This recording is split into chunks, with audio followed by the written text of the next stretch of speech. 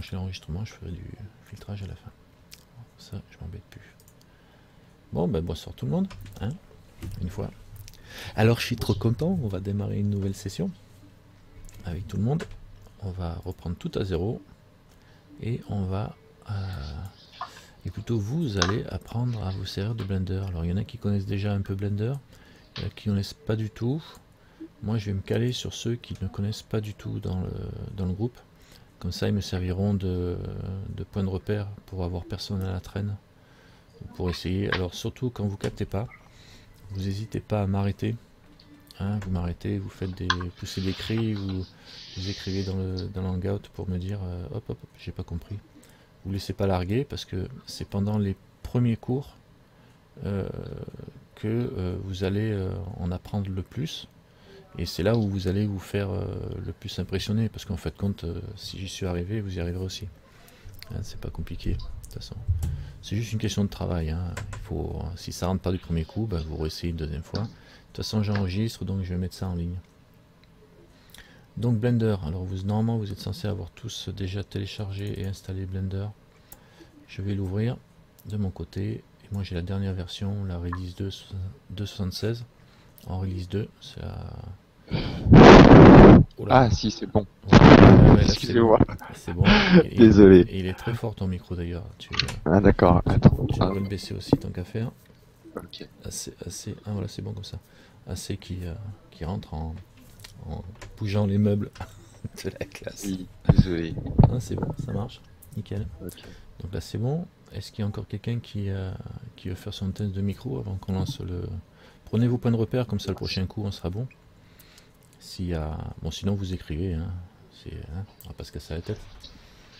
Alors j'enregistre, évidemment. Alors coupez vos sons de micro tant que si vous n'avez pas de questions, ça évitera d'enregistrer plein de radio derrière, de musique et de télévision.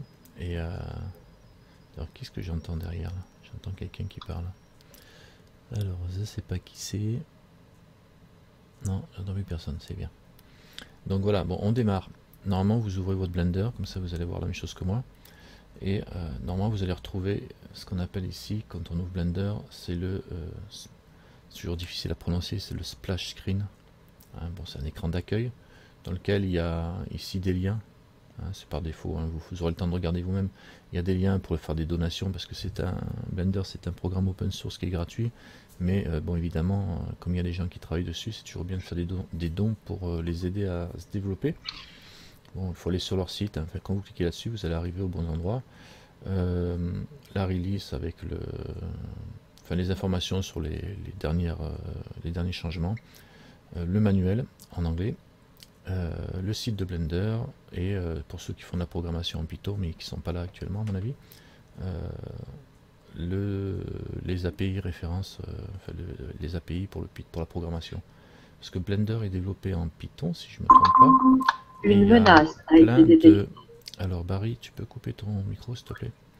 Le Python, oui, je dis donc Blender est développé en Python et on peut développer des modules soi-même pour les adapter, pour faire des choses qui nous intéressent à nous. On verra ça plus tard. Après ici on a les derniers fichiers qu'on a ouverts. Hein, et en bas, alors moi j'en ai quelques-uns d'ouverts, vous devriez en avoir si vous n'avez jamais ouvert Blender. Et en bas on peut faire un recover de la session, c'est-à-dire qu'on redémarre sur la dernière session de Blender sur laquelle on a démarré. Ici vous avez un petit truc où il y a écrit Blender. Alors je vous l'explique, hein, mais bon je vais aller vite, je ne vais pas expliquer 36 fois ça. C'est les réglages des touches, des raccourcis, etc. que l'on peut régler. Par exemple pour ceux qui viennent de 3ds Max, ils peuvent le régler sur 3ds. Ça va reprendre les paramètres des touches 3ds, comme ça vous perdrez pas trop le nord. Pareil pour Maya, etc. Donc moi je vous conseille de rester sur Blender si vous comptez rester que sur Blender. Évidemment si vous venez de 3ds, que vous voulez juste utiliser un petit peu Blender comme ça, vous retrouverez les paramètres de votre 3ds ici ou de votre Maya ici. Donc c'est juste par rapport au réglage des touches, je pense.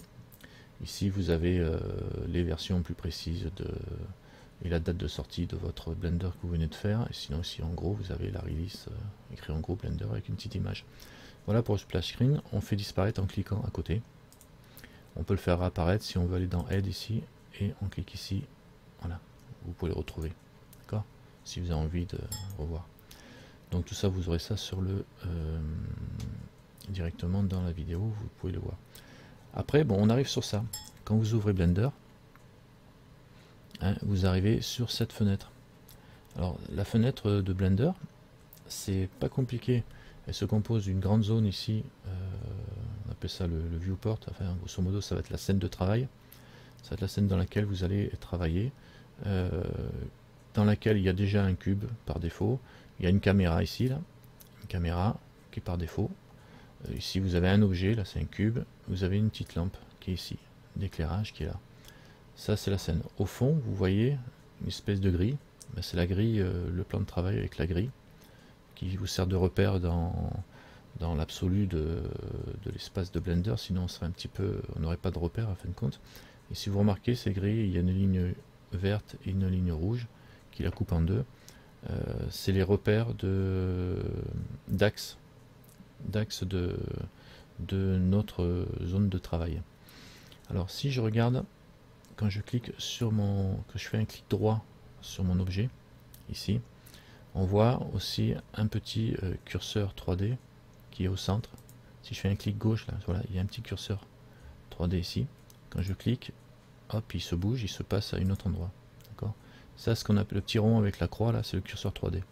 C'est un viseur. Et vous avez aussi ici le repère qui se cale, quand on sélectionne un objet, il se cale dessus. Vous voyez, le repère avec les axes dans lesquels on peut travailler. Alors le vert, c'est l'axe Y, je vous le dis tout de suite, vous le retiendrez au fur et à mesure, mais je vous le dis pour ceux qui... Alors sur SL, on a à peu près la même chose, hein, normalement. Le vert, c'est l'axe des Y, le X, c'est l'axe rouge, et le Z, c'est en haut, c'est l'axe bleu. Alors dans SL, on a la même chose quand on travaille dans SL. Est-ce que vous avez une petite question juste là, pour l'instant? Pour moi, c'est bon, pas de souci. Ouais, pas de questions. Jusque-là, tout va bien. Bon. Bah, ceux qui ont des questions, vous les posez, et puis je regarde dans le chat si vous voulez, ou si vous parlez, vous me bloquez. Alors ça, c'est l'interface. Vous avez aussi deux choses en plus. Alors, je vais décrire l'interface assez rapidement. Deux choses en plus, c'est ici en haut, vous voyez, il y a écrit User Persp. Ça veut dire qu'on est dans une vue utilisateur, parce que je peux bouger l'angle comme je veux, et en mode perspective. D'accord? On verra ça tout à l'heure, comment on peut changer. Vous avez en bas ici le nom de l'objet qui est sélectionné. Et ici, il y a un objet sélectionné, et il s'appelle cube. C'est cet objet-là. Si je fais un clic droit, donc pour sélectionner dans la vue, je fais un clic droit sur un objet, là il me dit il y a une caméra. D'accord? Si je fais un shift et je fais un clic droit sur le cube, c'est le dernier objet qui est sélectionné qui est affiché. D'accord? Et le 1, si je ne me trompe pas, je vous dirai ça tout à l'heure. Et là, si je fais un clic droit sur la lampe, ben, il y a une lampe. Si je la duplique, alors je vais prendre l'objet, et je vais faire plutôt un Shift D. Voilà. Tac. Un cube. Voilà, bon. Donc l'objet change de nom. Le 1, je ne sais pas à quoi ça sert. Je me suis jamais posé la question, mais enfin bon. Je sais pas à quoi ça sert. C'est peut-être la vue 1, je sais pas. Bon, on verra. On trouvera ça. Rappelez-moi de vous expliquer ça plus tard. Donc là, on a vu la scène, on a vu ce qu'il y avait dedans. Et ici, vous avez le rappel du repère orthonormé de la scène. Là, on est en vue. Et vous voyez, quand je bouge ma vue comme ça, on voit le repère qui se représente, qui vous montre. C'est-à-dire que même si vous aviez pas que vous voyez pas la grille avec le plan au centre, vous pouvez voir comment vous êtes positionné. D'accord? Donc ça, c'est la partie vue. Et sur le côté, on a des espaces de travail ici. Par défaut, on a le menu ici à la verticale qui est ouvert. Est-ce que vous le voyez? Normalement, vous devez le voir. Ici, le menu est ouvert avec un autre petit menu d'onglets là, avec plein de petits onglets sur le côté qui sont ouverts aussi, enfin qui sont disponibles quand on clique dessus, avec un clic gauche. Hein. Je précise quand c'est un clic droit. Hein. Donc quand je précise pas, c'est que c'est un clic gauche. Ici sur le côté, vous avez des petits onglets. Alors l'onglet Tool dans lequel vous avez des outils de transformation, de rotation, de déplacement, etc., de duplication. Après, vous avez des outils de création, on peut créer des cubes, etc. Tout ça, ce sont des outils, enfin des onglets qui sont sous la main, que vous avez sous la main ici, et que l'on peut retrouver dans les menus en bas, quoi. Enfin bon, là, grosso modo, c'est des raccourcis, parce qu'ils servent souvent ces outils-là, donc on les retrouve ici pour qu'ils soient sous la main. Donc souvenez-vous quand même que c'est un point assez important. Je vais enlever le câble que j'ai devant l'écran. Voilà. C'est assez important, c'est en gros, ce que vous avez sous les yeux, ce sont des choses dont vous allez vous servir souvent. Enfin, de plus en plus souvent. Ce sont les choses les plus utilisées. Alors en fait, compte, si vous regardez, vous n'avez pas tant de choses que ça quand même. Vous avez, bon, même là, si c'est un peu compliqué, mais même là, vous n'allez pas vous en servir tout le temps de... Enfin bon, on a le principal, on l'a toujours sous les yeux. Parfois, il faut aller chercher dans des menus un peu plus compliqués, des fonctionnalités un peu plus compliquées, ou connaître les raccourcis. Donc là, vous avez des barres d'outils, donc avec des outils. Là, sur le côté, ici, vous avez une représentation de la scène, mais en mode, on va dire, menu. Alors ça s'appelle comment, ça? Il s'appelle... Oups, j'ai cliqué dessus. Il s'appelle le Outliner. Je ne me rappelle jamais de ce nom en anglais. Grosso modo, c'est l'inventaire, quoi. Hein. C'est le Outliner qui représente tous les éléments de la scène en mode nom. Vous voyez, vous avez la scène qui commence par scène. Dans cette scène, vous voyez des niveaux de, enfin des caches de rendu, le monde, la caméra. Si je la sélectionne en cliquant dessus, tac, elle se sélectionne là. Vous voyez, le cube qui est dedans aussi. Je clique dessus, hop, il se sélectionne. Alors on voit qu'il est sélectionné parce qu'il est entouré d'orange. Et la caméra, on voyait bien qu'elle était sélectionnée parce que comme elle est transparente, elle devient tout orange. Et la lampe, si je clique dessus, tac, c'est la lampe qui se sélectionne. Alors vous voyez, si je la déplace, la lampe, vous avez vu comment j'ai fait pour la déplacer, j'ai attrapé le bout de la flèche et j'ai tiré. C'est juste, on expliquera ça plus tard. Et si je descends, voilà, il n'y a rien d'autre. Et chaque élément, comme le cube par exemple, si on clique sur le petit plus à côté, ben, il y a d'autres propriétés dedans qu'on expliquera plus tard. Hein, donc voilà, ça c'est l'outliner, ça se présente comme un inventaire de la scène. Ce qui est pratique parce que si on veut supprimer un objet, on peut aller chercher directement là. Quand vous avez des milliers d'objets, si vous avez bien nommé vos objets, vous pouvez aller les chercher là et vous les retrouver facilement au lieu de chercher dans le fouillis de la scène. Ou s'il est planqué, si le cube était englobé par un autre cube, on irait le chercher facilement dans le outliner. Après en dessous aussi, vous avez un menu de propriété. Enfin, c'est pas un menu, ça c'est un panneau, on va dire. Un panneau des propriétés. On le voit ici, le petit onglet qui désigne les propriétés, avec plein de propriétés. Et toutes ces propriétés-là vont changer en fonction de l'élément qui est sélectionné. Donc là, c'est la lampe qui est sélectionnée. J'ai des propriétés qui sont bien spécifiques à la lampe. Genre ici, bon, je vous expliquerai plus tard ce que c'est.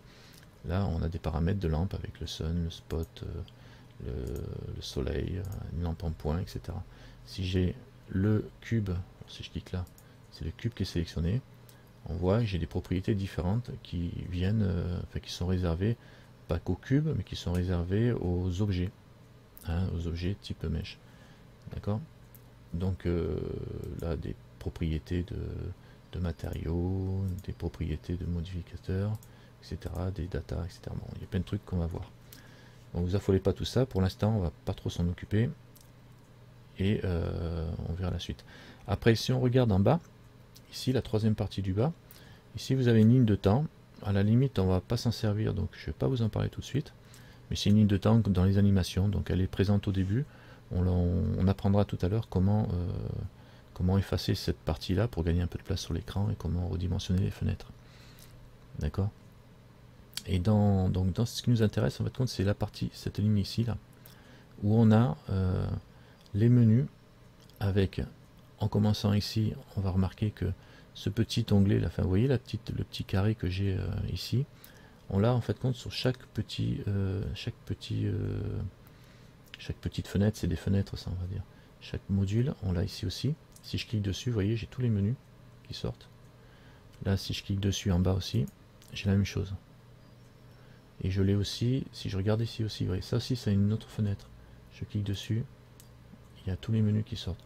Donc ici, si je clique dessus, je suis sur 3D View. Vous voyez, ça correspond, le petit logo, il correspond à celui qui est en place. Et c'est le 3D Viewer, c'est ça qu'on a. Si j'avais cliqué sur IV Image Editor, ben ma fenêtre, ici, le contenu de ma fenêtre se remplace par la fonction qu'on a sélectionnée ici, c'est pour travailler sur les images. Par un vidéo séquenceur, parce que Blender il fait plein de choses, hein, les nodes, la programmation on peut faire aussi, le outliner par exemple je peux le mettre en grand, vous voyez, le outliner il est un tout petit ici, et là je peux le mettre en grand pour qu'il remplace toute la fenêtre. Donc moi je vais travailler ici sur le 3D View, voilà, comme ça vous voyez, donc en fait compte, Blender est décomposé, je vais résumer tout ce que je viens de dire là, c'est que Blender se compose de fenêtres. On va dire ça c'est une fenêtre, j'en ai une petite là, la fenêtre elle est distinguée par sa fonctionnalité, par sa fonction qui est définie ici. Vous choisissez le rôle de la fenêtre ici, d'accord. Donc on peut créer des fenêtres et on va pouvoir les redimensionner. Et là je regarde, vous voyez, celle du bas, là, la petite, là je disais qu'on ne savait pas, c'est la timeline. Et bien, son rôle il est défini là, c'est la petite horloge qui est bien la timeline ici. Donc si je voulais que cette petite partie là soit un UV Image Editor, eh ben, je vais cliquer dessus, donc du coup j'avais une fenêtre 3D View et en bas j'avais l'UV Image Editor, hein, au lieu d'avoir la timeline. Donc, et chaque fenêtre a son propre menu. Voilà, et après je vais faire une petite pause parce que je sens que je vais vous embrouiller. Chaque fenêtre ici, alors les fenêtres sont collées, hein, a son propre menu. Alors pour la fenêtre 3D View, vous avez le menu vue avec toutes les vues qu'on va pouvoir régler, on va regarder ça tout à l'heure. Le menu de sélection pour sélectionner les objets, les bordures, etc. Le menu d'addition, c'est pour ajouter un mesh, pour ajouter un cube, un texte, des surfaces, enfin pas mal de choses. Le menu objet, parce que là on est en mode objet, on le voit juste à côté, objet mode, vous voyez. Là on est sur le mode objet, et dans le menu objet, on peut faire pas mal de choses. On peut déjà commencer à déformer nos objets, à les grouper, à leur attribuer enfin, on peut faire quand même pas mal de choses avec les objets. Je ne vais pas vous embrouiller non plus là-dessus. Juste je présente rapidement. Et là, on a le mode dans lequel on est, dans lequel travaille la fenêtre. Donc en gros ici, on choisit le type de fenêtre 3D. On a les menus qui s'adaptent à cette fenêtre-là. Ici, on a le mode qui correspond dans lequel on travaille dans la fenêtre 3D. Alors, dans les fenêtres 3D, on a le mode objet dans lequel on est. Vous voyez, il est indiqué là, mode objet. Donc on voit les objets séparés, tous les objets sont séparés, on peut avoir un cube, une sphère, etc. Ils sont tous séparés, ils sont indépendants. Il y a le mode édition, donc là on sélectionne un objet, bon là apparemment j'ai un cube, tiens je vais faire un add, je vais ajouter un mesh, alors add mesh ici, et je vais monter, je vais ajouter une UV sphère, voilà. Hop, je vais la déplacer juste un petit peu comme ça, je vous expliquerai comment on déplace les objets, mais ça vous permet de voir déjà comment je fais. Vous voyez, j'attrape le bout des flèches entre nous, ce qui verrouille, quand on attrape le bout des flèches, vous voyez la ligne bleue au-dessus là qui me confirme que je suis verrouillé sur l'axe. Voilà, donc là je force sur l'axe. Donc là j'ai une sphère et là j'ai un cube. Je sélectionne le cube, donc je passe sur l'objet, et j'ai un mode, il y a plein d'autres modes, mode edit, le mode sculpt, le mode vertex, weight et texture paint. Nous on va travailler d'abord sur le mode edit. Texture paint c'est pour faire la peinture, pour coloriser. White paint c'est pour gérer les effets de force, pour faire des animations, du rig, etc. On verra ça plus tard, vous creusez pas la tête. Vertex paint c'est une forme de peinture aussi, mais liée directement au vertice, on s'en servira pas nous. Le sculpt mode c'est quand ça c'est plus pour le côté artistique, c'est-à-dire que on peut aussi travailler comme si on creusait directement de la pâte à modeler, quoi, avec le sculpt mode. Et le edit mode nous permet carrément, je vais passer dessus, d'afficher d'éditer l'objet. C'est-à-dire que là on voit pas grand chose, il devient tout jaune mon objet, hein, mais si je regarde, on voit que ça a changé, que le menu a changé en bas, ici. Et juste je vais vous montrer un petit truc, par exemple, si je fais un clic droit sur un des vertices, parce que là je suis en mode vertice en bas, mode edge et mode face, bon je vais un peu trop vite, mais je vais revenir dessus. Juste je vous montre, si je me mets en mode face par exemple, sélection par face, on voit les points centraux sur les faces, je fais un clic droit pour sélectionner juste une face, et je peux bouger cette face, juste la décaler comme ça, droite, gauche, en suivant les axes rouge, vert, bleu, ou en prenant le blanc là, qui est en mode libre. Hein, et là pareil, je fais un clic droit sur cette face là, je mets en mode libre, je peux déformer mon objet. Si alors on a plusieurs modes de sélection, hein. La face, comme je suis, le mode edge ici en bas, ce qui va me permettre de sélectionner juste un côté, un edge en anglais. Donc je peux déjà déformer mon cube pour qu'il devienne comme ça. Ou prendre celui-là et le déformer là. Hein. Et le mode vertice qui me permet d'attraper juste les vertices ou les points. Alors vous voyez, moi je le dis, prenez l'habitude d'appeler les choses par leur nom. Sous Blender ou dans la plupart des logiciels, vous avez les trois modes, le mode face qui vous permet de sélectionner les faces, le mode edge qui vous permet de sélectionner les edges et les côtés, donc, et le mode vertice qui permet de sélectionner qu'un seul point. On appelle ça un vertex ou un vertice en 3D. Voilà. Bon, mais avant de passer à ça, on va revenir. Donc c'était juste pour vous montrer un petit peu le travail de ces modes là, et on va revenir au déplacement des objets et au positionnement des objets, au déplacement, etc. Est-ce que, donc je reviens en mode objet. Est-ce que je vous ai largué? Alors, je suis sûr que les débutants, je les ai largués. Ceux qui n'ont jamais ouvert Blender, si vous me dites que je ne vous ai pas largué, je vais me dire, bah mince alors, c'est que je me fais vieux, quoi. Parce que là, moi, je me serais largué moi-même. Pour l'instant, perso, ça va, c'est cool. Ouais, bah, ouais, ça m'étonne pas, c'est normal, tu connais un peu. Alors, qui était débutant dans le lot pour voir? Est-ce que je... Ouais. Toi. Qui donc? Moi aussi. Ouais.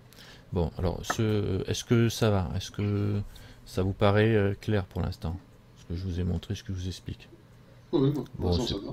C'est pas très compliqué. Enfin, je veux dire, à vrai dire, il n'y a pas besoin de noter non plus et de mémoriser trop. Hein. Marine, débutante. Tu suis? D'accord. Donc bon, là pour l'instant, c'est pas trop compliqué. Donc là, je reviens en mode objet parce que je vais vous parler des modes de sélection. Là, je rentre dans le vif du sujet. Hein. Là, en fait, le premier cours, là, on va parler rapidement de la façon d'appréhender le logiciel sans aller trop en profondeur dans les détails, parce que on va le faire en mode par la pratique, c'est-à-dire que tout de suite on va attaquer quelque chose dans le build, etc. Bon, pas aujourd'hui, le prochain coup on sera directement dans le build et on fera, on verra bien ce qu'on fera, mais on fera quelque chose, quoi, histoire de commencer à manipuler. Alors peut-être même qu'on va commencer à builder aujourd'hui dans le mode objet, parce que là je suis en mode objet, donc je vais vous parler quand même d'un autre détail. C'est toujours ici sur le côté, vous avez, alors maintenant on va regarder quand même comment déplacer les objets rapidement. Là sur le côté, quand vous allez ici, vous avez un petit plus là, vous voyez, en haut là, en haut à droite il y a un petit plus. Si vous cliquez dessus, ça déplie un nouveau menu comme celui qu'il y avait en face, sauf qu'il y a d'autres propriétés. Ce menu là vous donne les propriétés de l'objet ici quand on est en mode objet. Là on est en mode objet. Donc là, comme j'ai bougé mon objet, regardez, si je le bouge, hop, il me dit que la location, enfin sa location, elle est passée de 0 en X, elle est à moins 2,17 en Y, et elle est à 0 machin, 300 et quelques en Z. Hein, donc je peux bouger comme ça. Mais je peux aussi bouger ici, changer directement, je clique dedans et je bouge ma souris. Je monte, je descends, donc ça bouge là-haut. Voyez. Je peux taper la valeur directement en cliquant dedans, ici je mets à 0. Hop, je mets 0 en Y. Hop, et entrer. Donc je peux écrire les valeurs directement là aussi, si je veux les bouger. Ici pareil, la rotation, on a les valeurs de rotation en degrés. Par exemple en X, alors le X c'est le rouge, là il va tourner autour de l'axe X. Si je le fais tourner doucement, avec la souris, et on voit ça tourne, il se cale comme je veux, ou je peux taper la valeur, 45, ici directement, en mode objet. Le X, Y, Z, pareil, je peux le faire tourner en Z. Donc ça c'est intéressant de voir comment on peut le faire tourner là. Là je vais le remettre à 0. 0 et 0. Et après le scale, c'est la dimension de l'objet.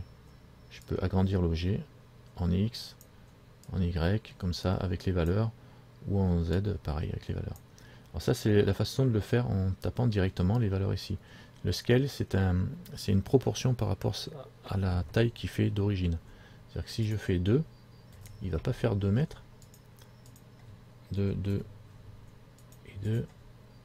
Je fais pas de raccourci, comme ça je le fais manuellement. Et voilà, là j'ai mis 2 au niveau des dimensions. C'est-à-dire que là, si je regarde par au-dessus, comme ça, je vois il fait bien 2 cases. 2 cases par 2 cases par 2 cases. 2 cases en large, 2 cases en hauteur, 2 cases en largeur. Là, c'est la dimension. Le scale, c'est, vous voyez, il a mis 0,8 en scale. Le scale, c'est le coefficient multiplicateur par rapport à la position d'origine. Par exemple, si je démarre, je supprime mon cube. Je vais commencer par vous montrer comment on supprime un cube, au fait. Tiens, un objet, j'ai ma sphère, je clique droit dessus pour la sélectionner. Si je veux la supprimer, j'appuie sur X ou j'appuie sur supprime de mon pavé numérique. Donc j'appuie sur supprime et je fais delete. Il me demande si je veux le supprimer, je dis oui. Clique droit sur lui, supprime, delete. Et je vais rajouter quand même les touches, le screencast, start display, texte. Voilà. Donc pour supprimer, vous avez vu, c'est facile. Il suffit de faire un clic, de sélectionner l'objet et de le supprimer avec delete ou X. Si je veux rajouter un objet, eh bien, il faut positionner mon curseur là où je veux le rajouter, le curseur 3D. Je clique avec un clic gauche. Alors là, je voudrais le positionner au milieu, mais je ne suis pas bien positionné, je ne sais pas comment faire pour y aller. Je suis un peu au-dessus, un peu à droite. Alors, pour le positionner au milieu facilement, vous faites Maj C. Ça va recentrer votre vue et ça va mettre votre curseur au centre. Le Shift C, ça vous pouvez le noter ce raccourci là. Le Shift C, comme ça, comme j'ai écrit, ça recentre la vue sur tous les éléments, compris, donc les lampes, etc. Ça vous permet, si vous avez un objet qui est parti loin, de voir qu'il a recadré cet objet. Et surtout, ça vous met le curseur au centre. Ça, c'est la façon la plus rapide de le faire. Il y a une façon de le faire aussi, c'est de, si vous avez votre curseur ici, là, vous avez ici, curseur location. Vous voyez, j'ai la position de mon curseur. Donc je peux le positionner à la main comme je veux. Et je peux très bien aussi le mettre à 0 ici. 0. Si j'ai envie de m'embêter, taper 3 fois les valeurs. Hein, pareil, sans recentrer, donc je remets mon curseur à 0. Ça, c'est une façon, c'est important de savoir positionner son curseur. Pourquoi? C'est que quand je rajoute un objet, il se positionne exactement là où est mon curseur. C'est le point de référence, hein, le curseur. Donc si je fais add ici, mesh, et je rajoute un cube, il me le met là.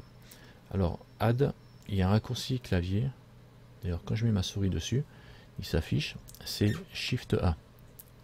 L'intérêt du raccourci clavier, alors dans Blender, c'est une des règles, on travaille beaucoup avec les raccourcis clavier. Au début, vous les mémorisez ou pas, mais au fur et à mesure, essayez de les retenir, les raccourcis clavier, ça vous fait gagner du temps. Pourquoi? C'est que quand vous êtes là avec votre souris en train de regarder comme ça, je supprime mon... Oui, vous êtes en train de regarder, vous positionnez votre truc, vous n'êtes pas toujours obligé d'aller venir ici, faire add et tourner. Vous êtes là, vous faites Shift A, le raccourci clavier, et ça vous ouvre le menu à la position de votre souris en fin de compte. Donc vous l'avez directement sous le coude, quoi. Donc cube, voilà. Et donc ça revient au même, c'est raccourci. Le raccourci, vous le retrouvez quand vous mettez votre souris, vous l'affiche. Raccourci Shift A. D'accord? Ça c'est pas mal. Donc on sait rajouter un objet. L'objet, une fois qu'il est ajouté, bon, on a vu tout à l'heure un peu comment on pouvait le déformer, mais avant de le déformer, il faudrait pouvoir se déplacer dans la vue, parce que depuis tout à l'heure, vous me voyez faire des zooms avant, vous voyez tourner, mais je ne vous ai pas expliqué comment on faisait. Alors avant de faire ça, je vais vous faire changer un paramètre dans les préférences. Donc là, ça va, c'est que dans les préférences, on va aller dans le menu préférences, vous allez dans File, et vous allez dans User Préférences ici.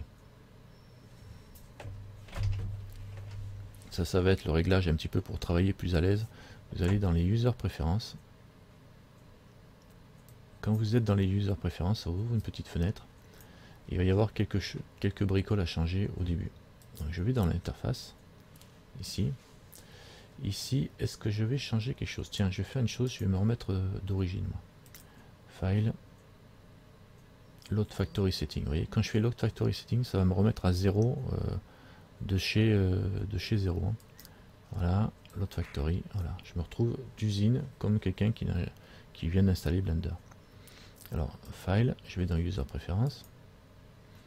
Et dans User Préférences, je dois retrouver la même chose que vous. Alors, je vais dans l'interface.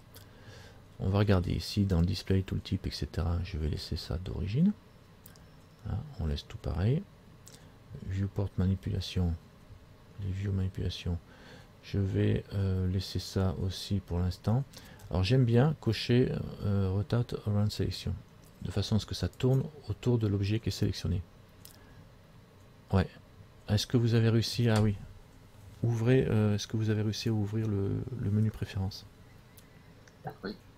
Ouais, s'il y a quelqu'un qui n'est pas arrivé à ouvrir le menu préférences, vous m'arrêtez, je vous attends, parce qu'on va modifier les trucs. Donc vous allez dans le menu préférences et on va dans interface.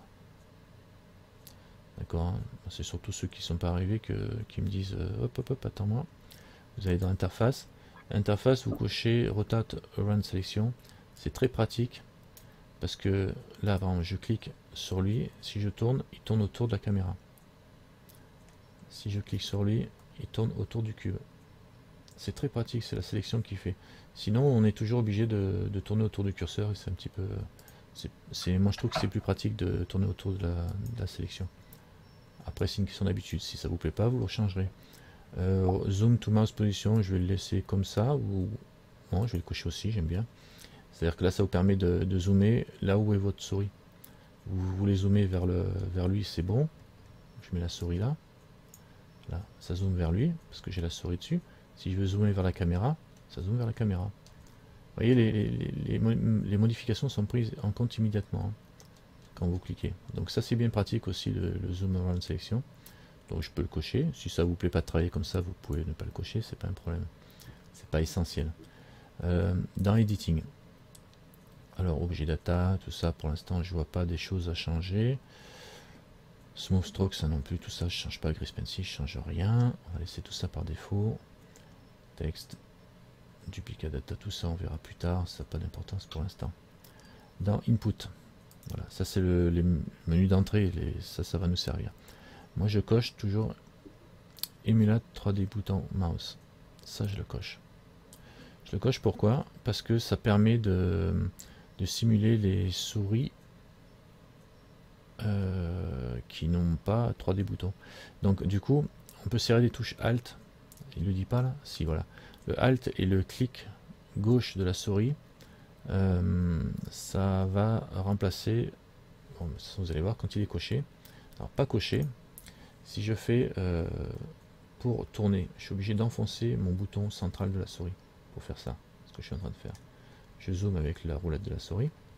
Et si je fais Shift, voilà, je fais un Shift, je reste enfoncé avec le Shift, et je fais un clic gauche, ça fait rien du tout. Si je fais Alt et clic gauche, ça fait rien. Si je fais CTRL et clic gauche, ça fait rien. Quand j'ai mon menu préférence ouvert et je coche Emulate 3D boutons, j'ai un truc que j'aime bien parce que je suis habitué. Quand je fais Shift et clic gauche, alors je vais fermer. Oups.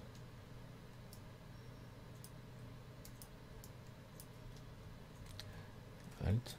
Voilà. Quand je fais Alt et le clic gauche, ça tourne. Alt Shift, Shift Alt, Shift Alt, Shift Alt. Je bouge l'image sans faire une rotation. Je fais une translation, on va dire. On est en mode grab, quoi. On déplace tout le plan. Vous voyez, il y a même la grille qui vient avec. Ça déplace mon point de vue. Et si je fais CTRL Alt et je fais clic gauche, je zoome et je dézoome. Donc ça remplace la roulette de la souris. Mais quand on a la main posée sur la droite du clavier comme ça et qu'on fait Alt, on clique, vous voyez, on a toujours le Alt enfoncé de droite et avec le clic gauche on tourne. Et après si je fais Shift en plus, hop, ça me décale. Si je fais CTRL, je zoome et je dézoome. Bon, le zoom et le zoom, j'avoue que je travaille avec la souris, mais la souris, elle avance par crans qui sont définis par ma souris. Alors que si je fais Alt et le Shift et le CTRL, c'est plus fluide. Et donc du coup, je peux zoomer, mais sans juste... je suis beaucoup plus fluide au niveau du travail. Donc c'est une question d'habitude, ça. Oh, oh, il y a un moustique qui va se servir sur la bête, là, je sens. Je l'ai vu passer devant moi. Bon, c'est pas grave, ça sera pour la bonne cause. Donc du coup, quand il est coché, on a le Alt qui nous sert vraiment bien avec le clic gauche. Sinon, il faut rester appuyé sur le central de votre roulette de souris et le zoom avec la roulette de la souris et le contrôle roulette de la souris qui vous permet de rouler avec les pas de la souris ou en restant en contrôle roulette. Oui. Contrôle et rouler de la souris, ça fait du zoom. Donc là, on avance dans un sens et puis contrôle shift, ça tourne dans l'autre sens, quoi. C'est un peu spécial, quoi. Donc moi je préfère faire avoir le Alt enfoncé avec le clic gauche, le Alt Shift, etc. Là j'ai ouvert mon menu. Je sais jamais comment il faut que je ferme cette histoire. Ah si, il faut que j'ai cliqué sur le menu en bas. Ouais. Ça c'est Linux. Hein. Donc vous voyez cette fonctionnalité de cocher le émulate 3D bouton, c'est très pratique. Et d'ailleurs on est à peu près de la même façon sur SL.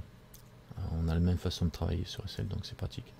Le Continuous Grab, vous laissez cocher. La souris, quand vous tirez un objet qui dépasse en bas, il va ressortir en haut. Ça vous permet de ne pas lâcher votre souris et ça agrandit sans arrêt, quoi. Sinon il faut lâcher et reprendre, vous le verrez. De toute façon il est coché, c'est tellement utile que c'est coché par défaut. Le numpad, ça c'est pour remplacer le pavé numérique. Si vous n'avez pas de pavé numérique sur votre clavier, c'est pas très pratique de ne pas l'avoir, parce que sur Blender on s'en sert beaucoup. Donc si vous n'en avez pas, en cochant le Emulate Numpad, ça va mettre le pavé numérique à la place des touches 1, 2, 3, 4, 5, 6 que vous avez en haut, au-dessus de AZERTY. D'accord. Il va considérer que c'est le pavé numérique, donc il utilisera les mêmes fonctions.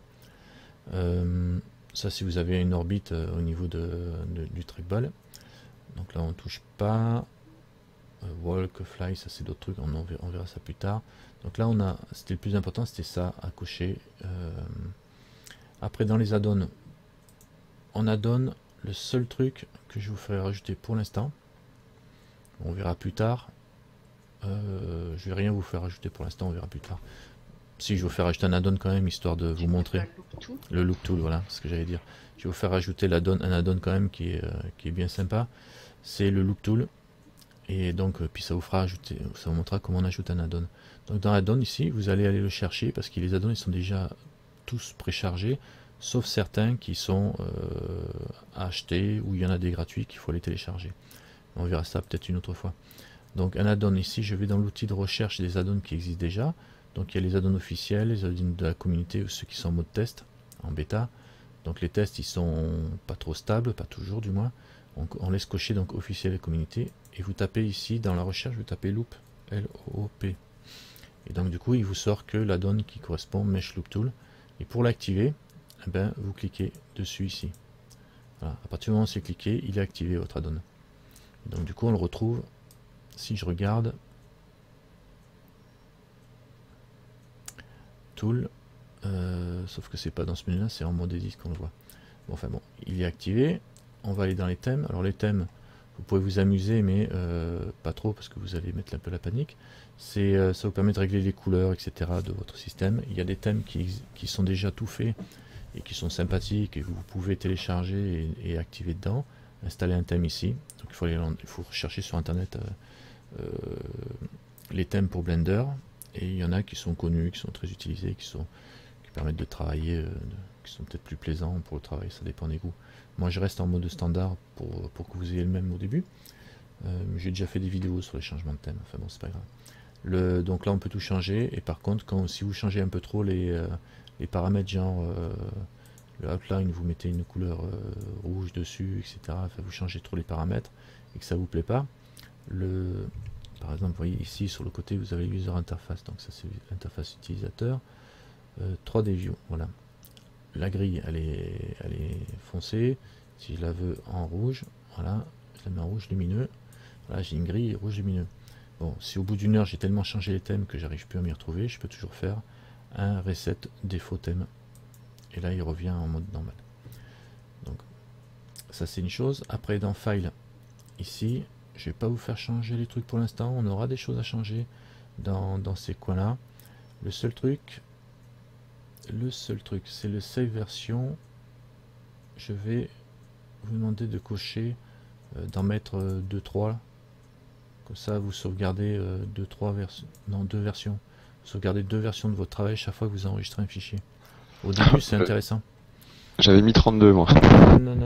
Ça, le save version, ça sert à quand vous enregistrez votre fichier, Ouais. ben, il enregistre le premier nom. La deuxième fois que vous le enregistrez, ben, il va faire un mode back, un back de votre ancien fichier, et il écrase, enfin il refait le nouveau, mais l'ancien, il en fait un back. Et si vous en mettez 2, il va y avoir deux versions de votre fichier en plus. Donc après, alors au début c'est pas important parce qu'ils sont pas gros nos fichiers. Après quand vous travaillez avec des gros fichiers, bon bah des fois ça prend de la place. Donc moi j'en mets un ou deux Ça permet de revenir en arrière des fois que les fichiers récents ici, c'est le nombre de fichiers qui seront affichés dans votre liste file récente quand vous faites open. Là il y en a 10. Les previews, timer, task space, address en location, compress, tout ça, ça je laisse pour l'instant normal. Et ça on touchera mais que plus tard. L'autorun Python script je le laisse pas cocher parce qu'il peut y avoir des petits problèmes de sécurité. Et après on va aller dans système. Et dans système il y a plusieurs trucs à changer. Je vais agrandir ma fenêtre. Je vous conseille de faire pareil. Et je vais aller déjà ici au niveau de la puissance de calcul. Je vais lui dire de calculer en mode CUDA. CUDA pourquoi? Parce que j'ai une carte graphique Nvidia. Alors il faut savoir que jusqu'à présent il y avait que les cartes graphiques Nvidia qui étaient super bien optimisées, tout ça. Je suppose c'est parce qu'ils avaient donné leur code source, etc. Ou qui, je ne sais même pas s'ils avaient donné cette histoire de, mais c'était la conception même des cartes ATI qui était un peu pénible, je crois. Enfin, ça posait des problèmes, où il y avait des problèmes d'infos qui n'étaient pas transmises. Bon, donc du coup, ça marchait très bien. Et ceux qui avaient des cartes ATI dans leur PC, ben, ils étaient un petit peu malheureux parce qu'on ne pouvait pas utiliser la puissance de leur carte. Et donc il y a eu il y a des demandes et il y a un gros travail qui est fait dessus. C'est pas encore apparemment super archi stable, mais c'est suffisamment stable pour que sur les dernières versions, ceux qui ont des cartes ATI, ils puissent utiliser leur puissance. Donc moi je suis encore donc il reconnaît ma carte Nvidia direct et ça marche. L'Open Subdivise Compute, c'est pareil, c'est un truc qui est tout récent, mais je vous en parlerai plus tard. Je vais même pas le cocher. Ça c'est avec vraiment les dernières versions 216 et compagnie. Et il y a ça qu'il faut cocher pour la puissance de calcul. Si vous n'avez pas une carte Nvidia, ben vous cochez ce qu'il y a là, si elle est assez puissante, ça le prendra en compte. Il y a autre chose, ah oui, quelque chose qui est intéressant ici, c'est International Font. Voilà, on le coche, et je vais mettre ici, au lieu du défaut, je vais mettre français. Voilà. Alors là, quand on est passé en français ici, on voit qu'il n'y a rien qui change, mais on a plusieurs choix. On peut changer l'interface, en cochant l'interface, donc du coup, tout mon interface devient français. Donc là, vous voyez, ombrage, performance, poste. Alors ça, c'est quelque chose de sympathique, sauf que c'est bien de prendre l'habitude de travailler avec l'interface anglais. Moi, je vous montre ça. Mettez-le en français pour lire quand vous avez le temps, vous regardez. De toute façon, vous pouvez switcher en ouvrant la fenêtre, vous switchez. Et quand vous avez un doute sur le sens du mot en anglais, hop, en post-processing ou métadonnées, vous regardez metadata, post-processing, ça se ressemble. Performance, shading, vous dites tiens, c'est quoi shading? Ah, c'est les ombrages, ok. Donc ça permet de s'y retrouver. Donc, mais revenez sur l'interface en anglais quand vous avez compris et vous êtes traduit le mot.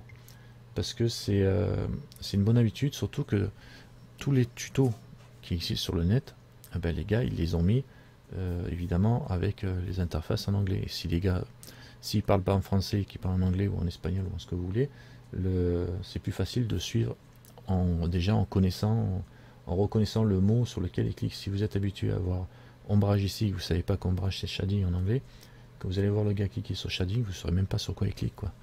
Donc ça sera un peu embêtant. Donc je sais que les puristes du français, ben, ils me disent ouais pourquoi mais bon voilà. Là c'est juste une question de manque d'information et de manque de documentation. Si on avait des tonnes de documentation avec les tutos en français, avec l'interface en français, je dirais aucun problème.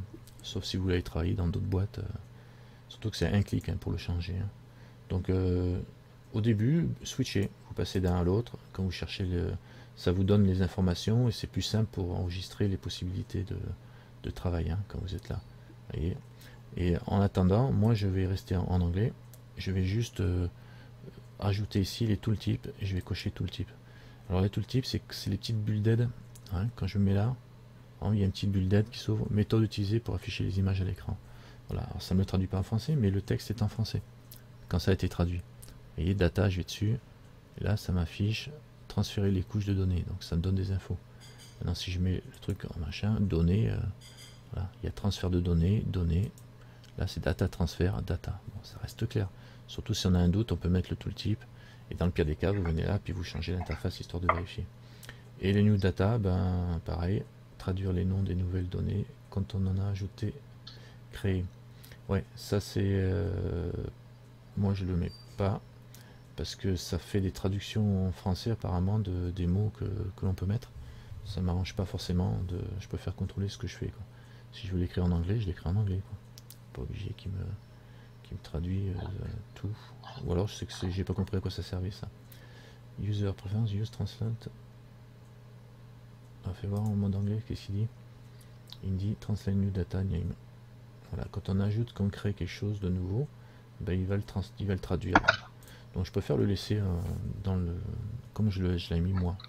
Donc tout le type et c'est tout pour l'instant. Il y a encore autre chose à changer, c'est le nombre d'annulations que l'on va faire quand on... Alors c'est où cette histoire? Quand on fait des erreurs, qu'on fait CTRL Z pour annuler l'opération, on est content souvent de pouvoir remonter en arrière, mais il faut remonter assez loin, c'est dans Editing, hein, voilà.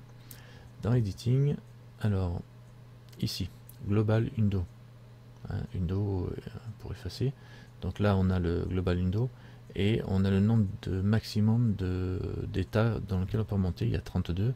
Alors au début, moi je vous conseille de mettre 128, ça le prend. Alors, si vous avez un PC tout petit, au moins vous pouvez faire 128 CTRL Z, donc ça vous fait remonter assez haut. Hein. Moi je sais qu'au début, au début ça m'est arrivé d'arriver au taquet avec 64, j'arrive au taquet, j'étais je peux pas aller plus loin. En fait, quand il vaut mieux tout effacer et recommencer quand vous en êtes à 64 CTRL Z, hein. Moi je vous le dis.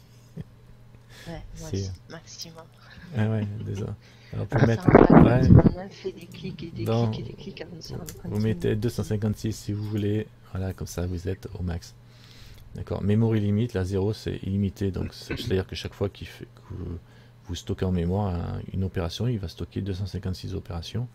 Donc évidemment ça peut faire beaucoup de prises en mémoire. Si votre PC il lag un peu, faut pas vous demander pourquoi, hein, avec 256 opérations. Mais enfin c'est déjà pas mal.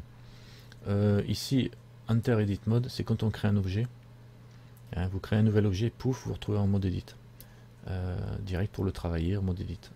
Donc ça par défaut ça y est pas coché, je vais pas le faire non plus. Parce que au début il vaut mieux maîtriser savoir le pourquoi on reste en objet et pourquoi on bascule en Edit. Si vous basculez en Edit Mode tout de suite, vous n'allez pas capter pourquoi vous faites des bêtises quand vous passez en objet mode. Et que vous y restez quand vous travaillez. Donc je pense qu'on a fait le tour pour ça, c'est le principal à mon avis. Est-ce que les connaisseurs ont quelque chose à me rajouter là-dessus? Je prends un coup de ma bière moi. C'est bon de boire un coup quand on parle.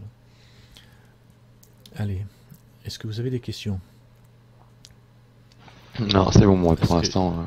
Est-ce que j'ai rien oublié? Il n'y a pas quelque chose que vous auriez à rajouter pour ceux qui connaissent déjà un petit peu l'interface?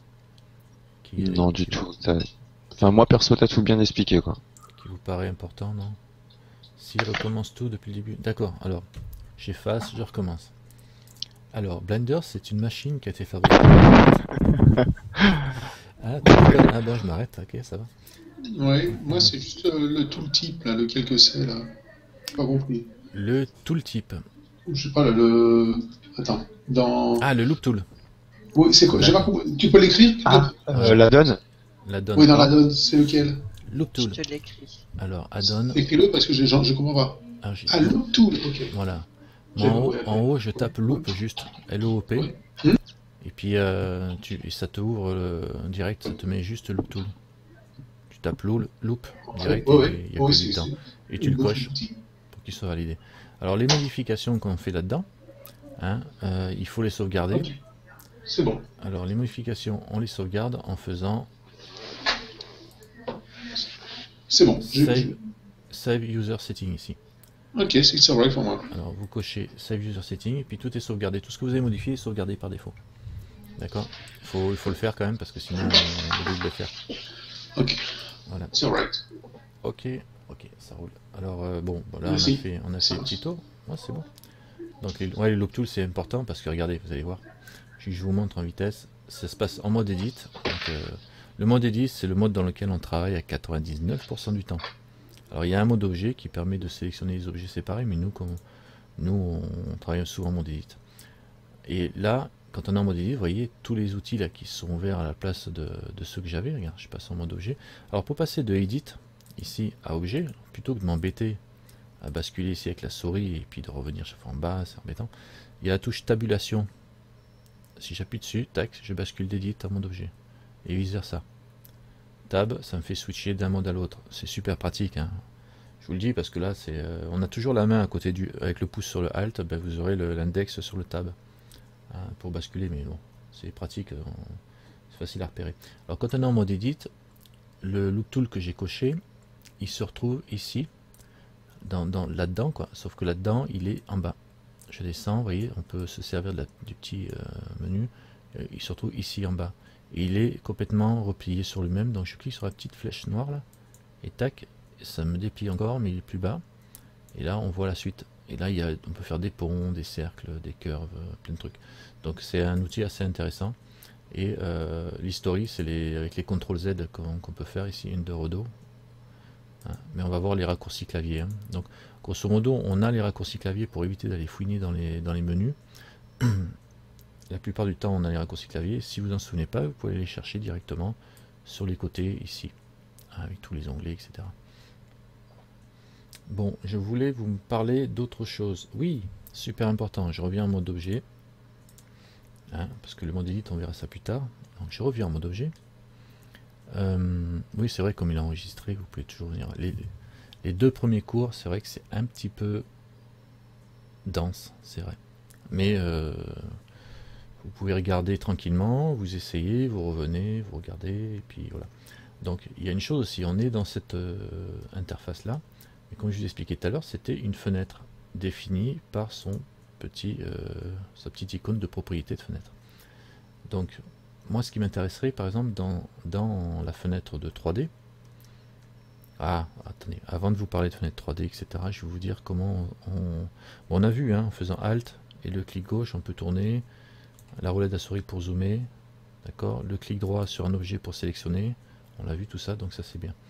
Et pour supprimer, pour déplacer un objet, on peut se servir en cliquant sur les flèches qui sont là sur le petit curseur 3D, enfin pas le curseur 3D, sur le manipulateur, ça c'est manipulateur 3D, en déplacement. En rotation, eh ben, comment je fais pour avoir la rotation? Eh ben, là, je suis un petit peu embêté parce que comme ça, je l'ai pas, j'ai que le truc pour se déplacer.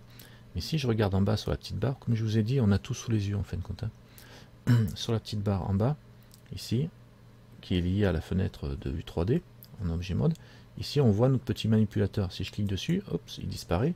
Donc je vais recliquer dessus. Et là, quand je clique dessus, ça me réactive le manipulateur, il redevient visible. Mais on voit en bas ici la petite flèche, un rond. Hop, là quand je clique sur le rond, eh ben, on a les outils de rotation. Et là, le petit carré, c'est les outils de scale, de redimensionnement.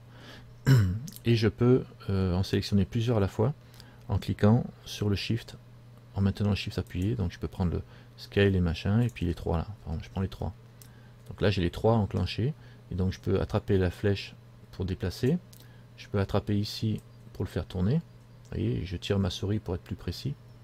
Hein, donc si je reste près du truc là, au début on a tendance à rester très près de l'objet, très près du centre, et donc dès que je bouge un tout petit peu, ça fait des tours très rapides. Donc là je me mets loin, et en restant appuyé sur le clic gauche, hein, je me mets loin et je suis plus précis sur la rotation. Et là le rouge par exemple, je prends le rouge en X, voilà, je tourne, j'essaie de tirer loin pour être plus précis. Maintenant si je suis prêt et que je veux tourner de façon précise aussi, je peux rester appuyé sur le shift en plus là maintenant qu'il est sélectionné.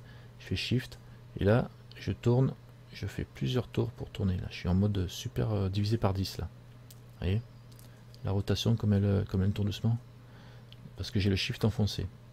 Si je veux, donc là je relâche mon shift, et si je veux dépasser, tourner par pas de, je crois que c'est 15 degrés sur la rotation, je fais CTRL.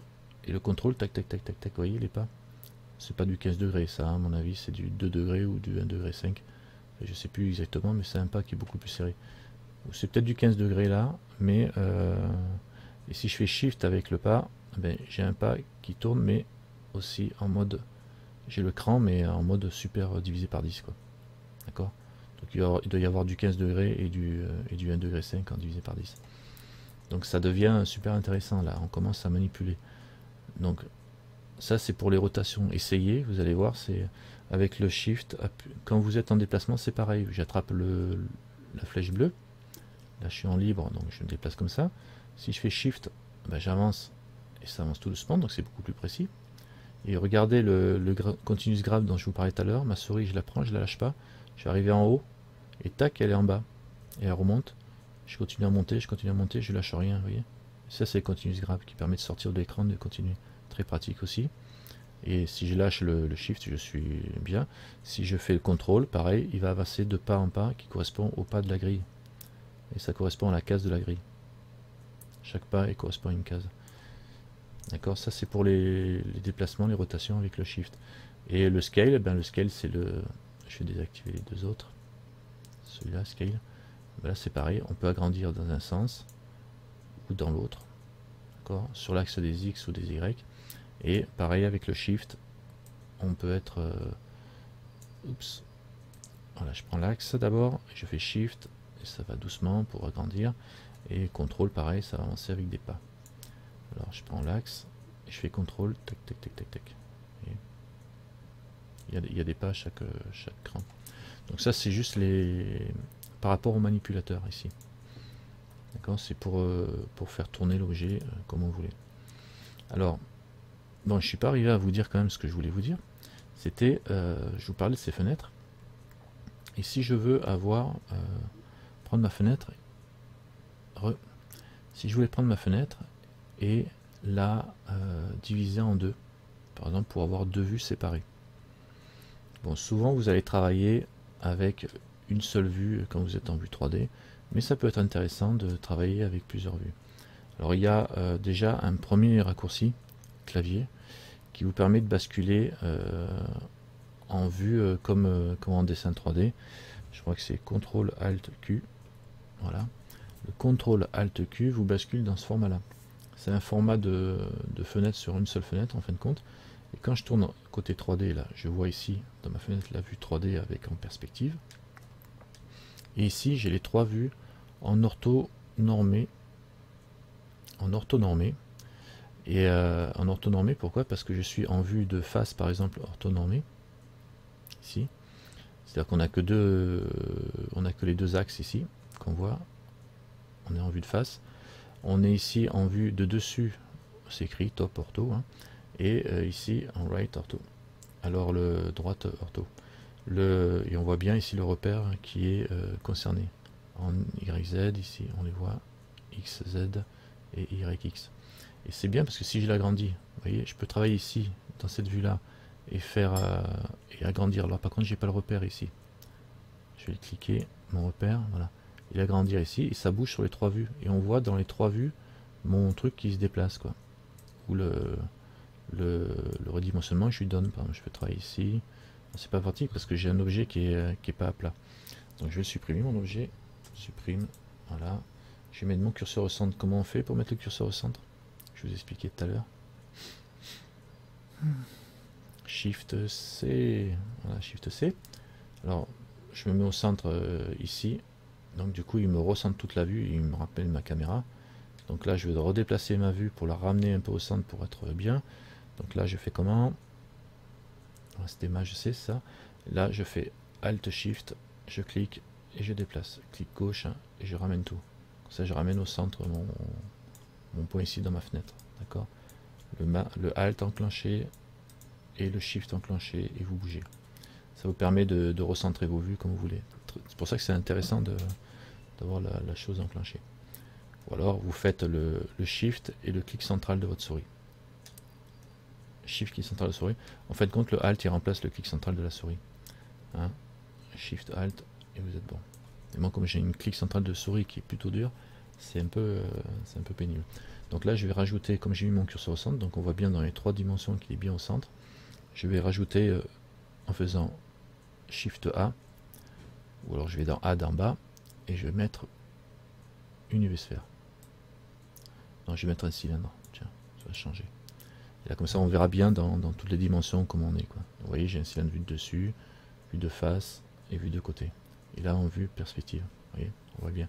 Donc là, si j'agrandis mon cylindre en perspective comme ça, je vois dans les deux côtés là que ça va bien. Si je le rétrécis dans cette épaisseur là, je le vois en haut et là, mais là on le voit pas trop qui est rétréci vu que je suis dans l'autre vue, vous voyez. Donc c'est pour ça que c'est bien de voir des 3 côtés. Et puis là, on voit le résultat en finale, en vue comme ça, quoi. D'accord? Donc c'est pas mal aussi de travailler comme ça si vous avez un grand écran. Après, ça vous permet de voir comment vous travaillez. Alors pour le raccourci de cette vue-là et pour en sortir, c'est le CTRL ALT Q pour en sortir une deuxième fois. Et on revient dans une fenêtre complète. CTRL ALT Q. Je vais renclencher comme j'ai reseté tout à l'heure. Ah oui, mais en resetant, j'ai viré j'ai viré la donne pour pouvoir afficher les touches que je faisais, donc je vais le remettre personnellement. User Preference, Add-on, et c'était Screencast Key pour moi. Screencast Key ici. Je sais pas si vous l'avez vous, parce que je crois que je l'ai rajouté manuellement, parce que normalement il n'était pas compatible. Et là ça marche, donc vous voyez, je l'ai rajouté, et là je le retrouve. Ça sert que pour faire des démos. Hein. Et le texte. Je mets en mode texte, pour qu'ici, quand je fais un clic, ça s'affiche en mode texte. Donc, CTRL ALT Q. Voilà, il a bien écrit CTRL Q, ça vous le verrez bien. Ok. Ah. Mise à jour Nvidia, c'est cool. Tu as fait ta mise à jour? Ok, est-ce qu'il y a des questions pour l'instant? Je refais un CTRL ALT Q. Oui, Fred? En préférence, ça t'a fait apparaître... Alors, pour les touches, tu veux dire? Oui, oui. Ouais, mais ça c'est le screencast key, c'est dans les user préférences. Moi j'ai en tapant key, il m'affiche le truc parce que c'est un add-on que j'ai importé. Je sais pas si vous l'avez. Normalement, ouais, il a été supprimé sur parce qu'il faisait un bug. Donc moi je suis allé le rechercher à part sur internet on le trouve, en fait quand on le retrouve. Et j'ai essayé, moi ça me fait pas planter, hein. Ça fait planter sur certains trucs, peut-être en animation ou je sais pas où, mais ça crée des petits besoins. Mais vous en avez pas besoin quoi. Moi je le mets pour que vous voyez les touches que j'utilise. Voilà, exactement. Donc c'est pas tellement un problème. Voilà, ça c'est bon. Donc ah oui, maintenant qu'on on a vu comment on pouvait générer directement. Vous voyez, j'ai toujours cette barre qui permet de glisser de haut en bas. Hein, comment on faisait pour passer cette vue là, cette image là en 4 vues.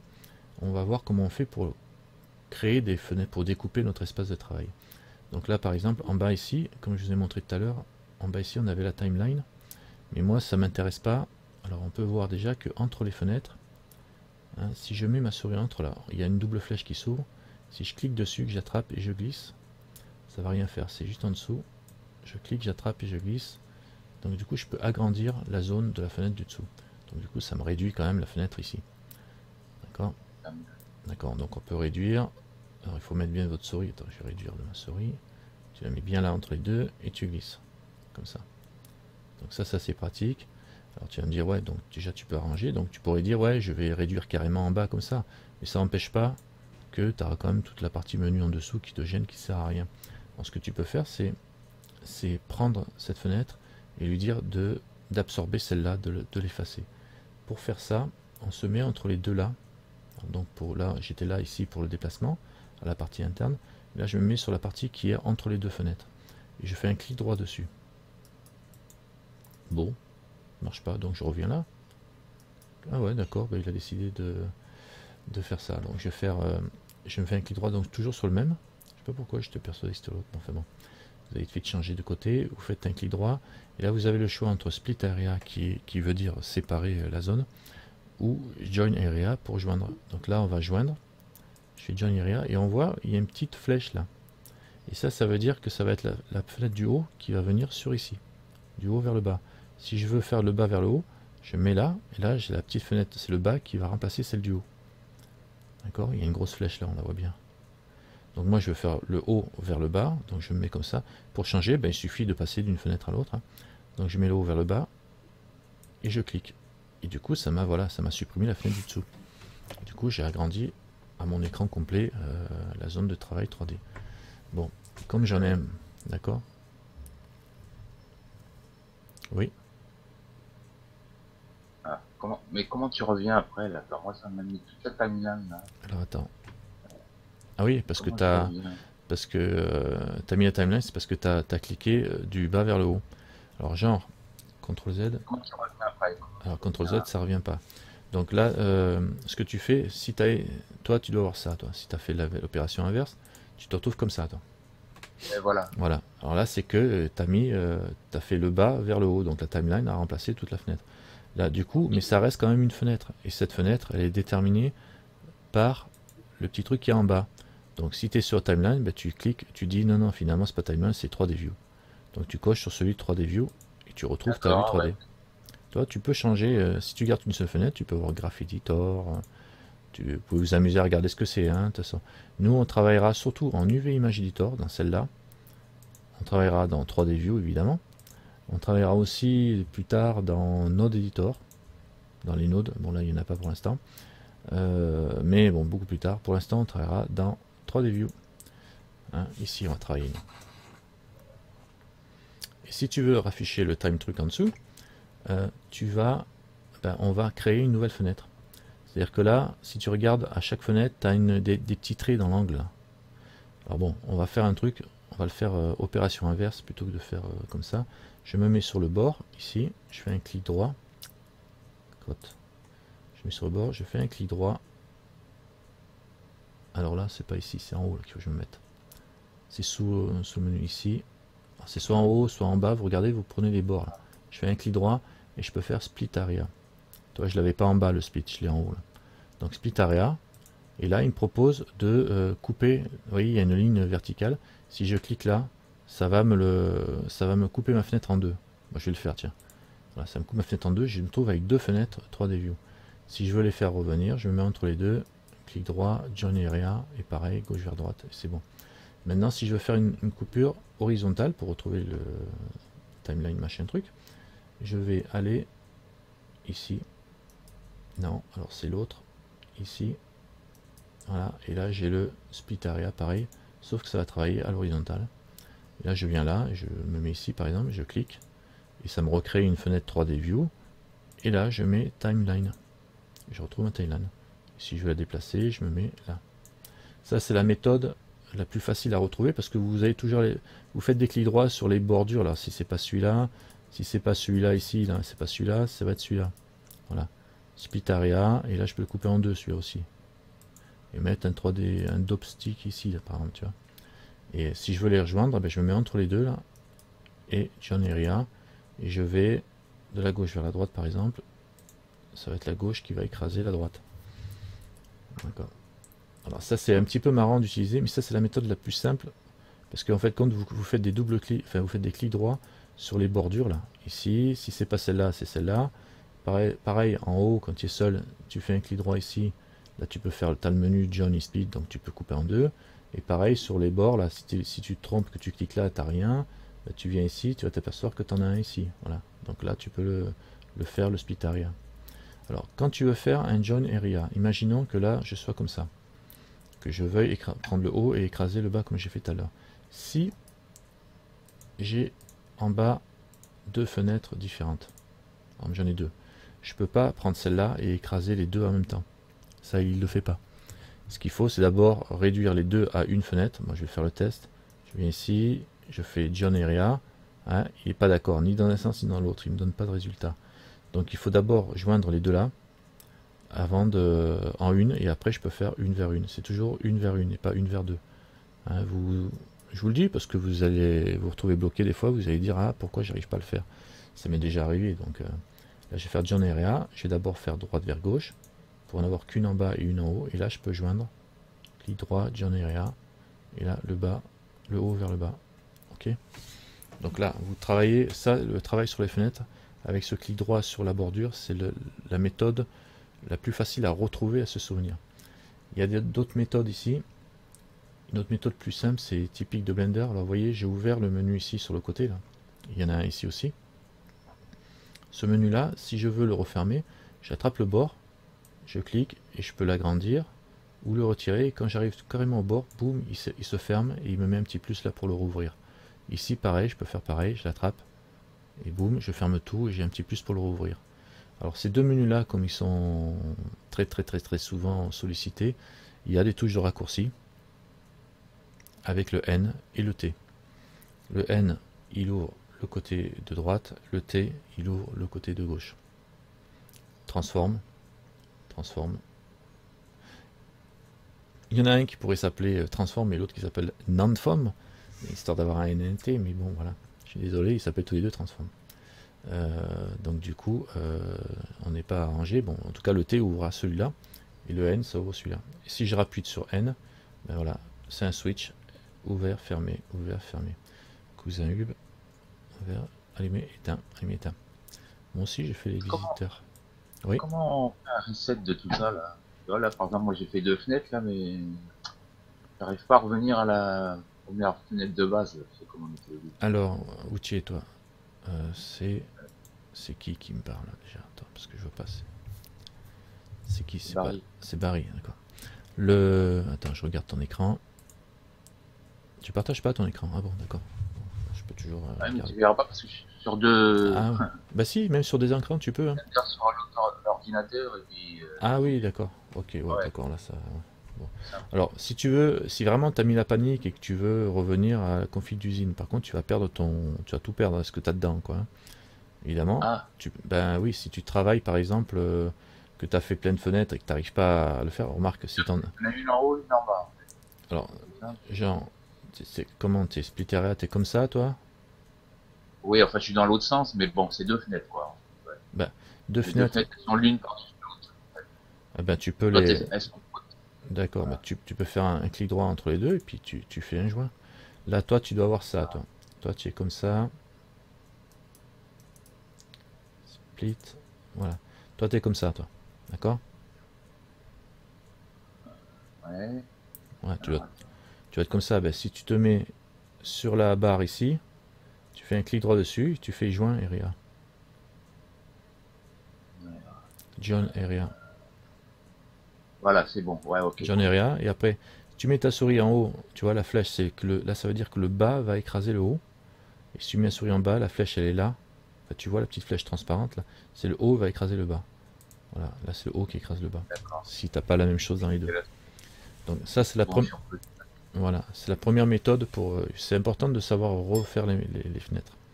Il y a une autre façon de faire des fenêtres. Ça, c'est la façon la plus facile de retrouver parce que c'est sur les bordures et tu fais un clic droit. Donc, quand tu vois le menu, tu es content. Donc, autant pour refaire que pour enlever. Après, quand tu maîtrises un petit peu mieux, tu peux utiliser l'autre méthode. C'est quand tu regardes en haut à droite des fenêtres et en bas des fenêtres.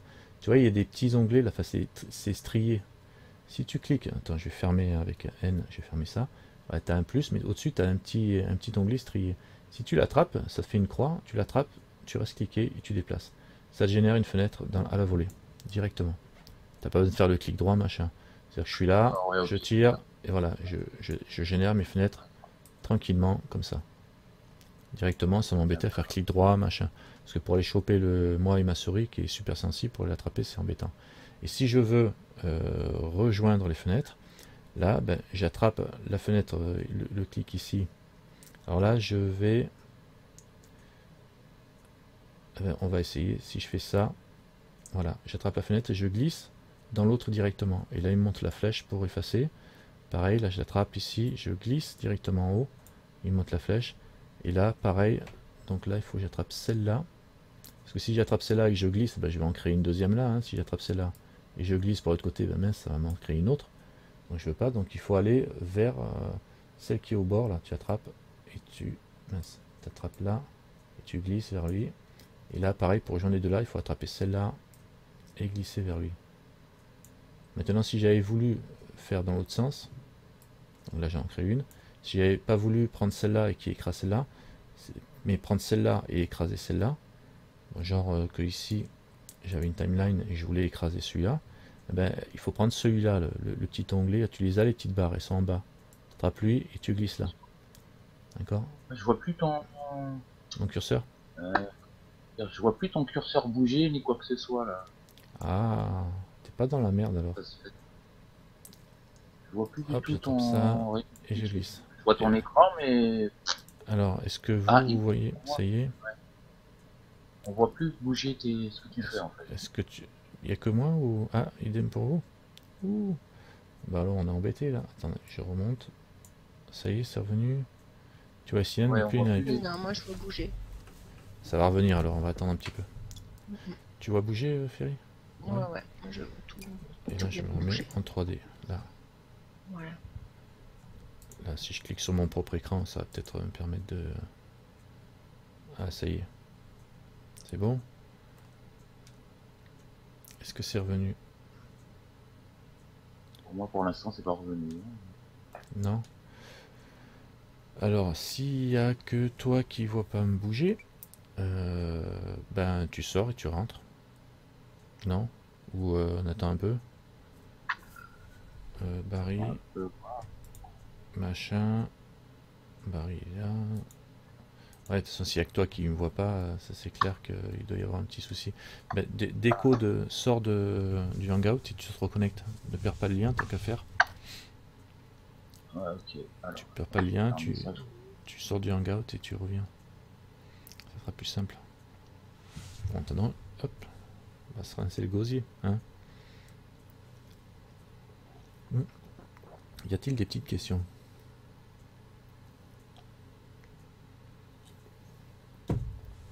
Quelle heure est-il? 22h32 quand même. Bon, je pense de toute façon qu'on a fait le principal. Ah, ça va là, c'est pas trop méchant. J'attends que Barry revienne. Il n'y a rien à voir, donc ça va. Ok. Ok, donc là je pense qu'on a fait le principal pour le truc. Non, non, non, non, non. Je vais encore pousser encore une dernière couche et je pense que ça suffira pour ce soir. Après peut-être qu'on va essayer de faire Mumuse, mais bon. C'est les présentations des vues. C'est bon Barry, c'est revenu? Ouais. C'est Vous bon? m'entendez là? Ouais, on t'entend. Est-ce que tu vois bouger mon écran? Ouais, là c'est bon ça. Ok. C'est bon. Donc bon, on a vu pour ces histoires de fenêtres. Décidément, t'es plombé toi. Hein. Donc, Bah ouais, je sais pas, là, c'est avec Firefox. Là, je sais pas. donc le truc c'est que oui, alors je sais pas si tu as vu du coup avec les angles, bon de toute façon il y aura la vidéo. Hein. Donc on peut aussi décaler les fenêtres en tirant sur les angles. Et pour les rejoindre, soit on se met toujours de la fenêtre, si je veux prendre celle-là et je veux écraser celle-là, c'est la fenêtre qui est en bord. Si je prenais celle-là, je recréerais une nouvelle fenêtre, donc il faut prendre celle-là, parce que je vais aller vers la droite, comme ça, d'accord. Et si je voulais faire, ben voilà, une fois que je l'ai fait, vous voyez, une fois que j'enclenche le mouvement, après je peux aller de l'autre côté, et puis faire gauche-droite, d'accord. Et si je veux pas attraper celle de la droite, voilà, donc je recrée comme ça.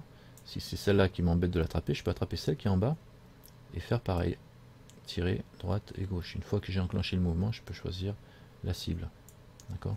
Donc on garde toujours le même principe, sauf que c'est plus simple. Il n'y a pas de raccourci clavier ou je les connais pas pour faire ça.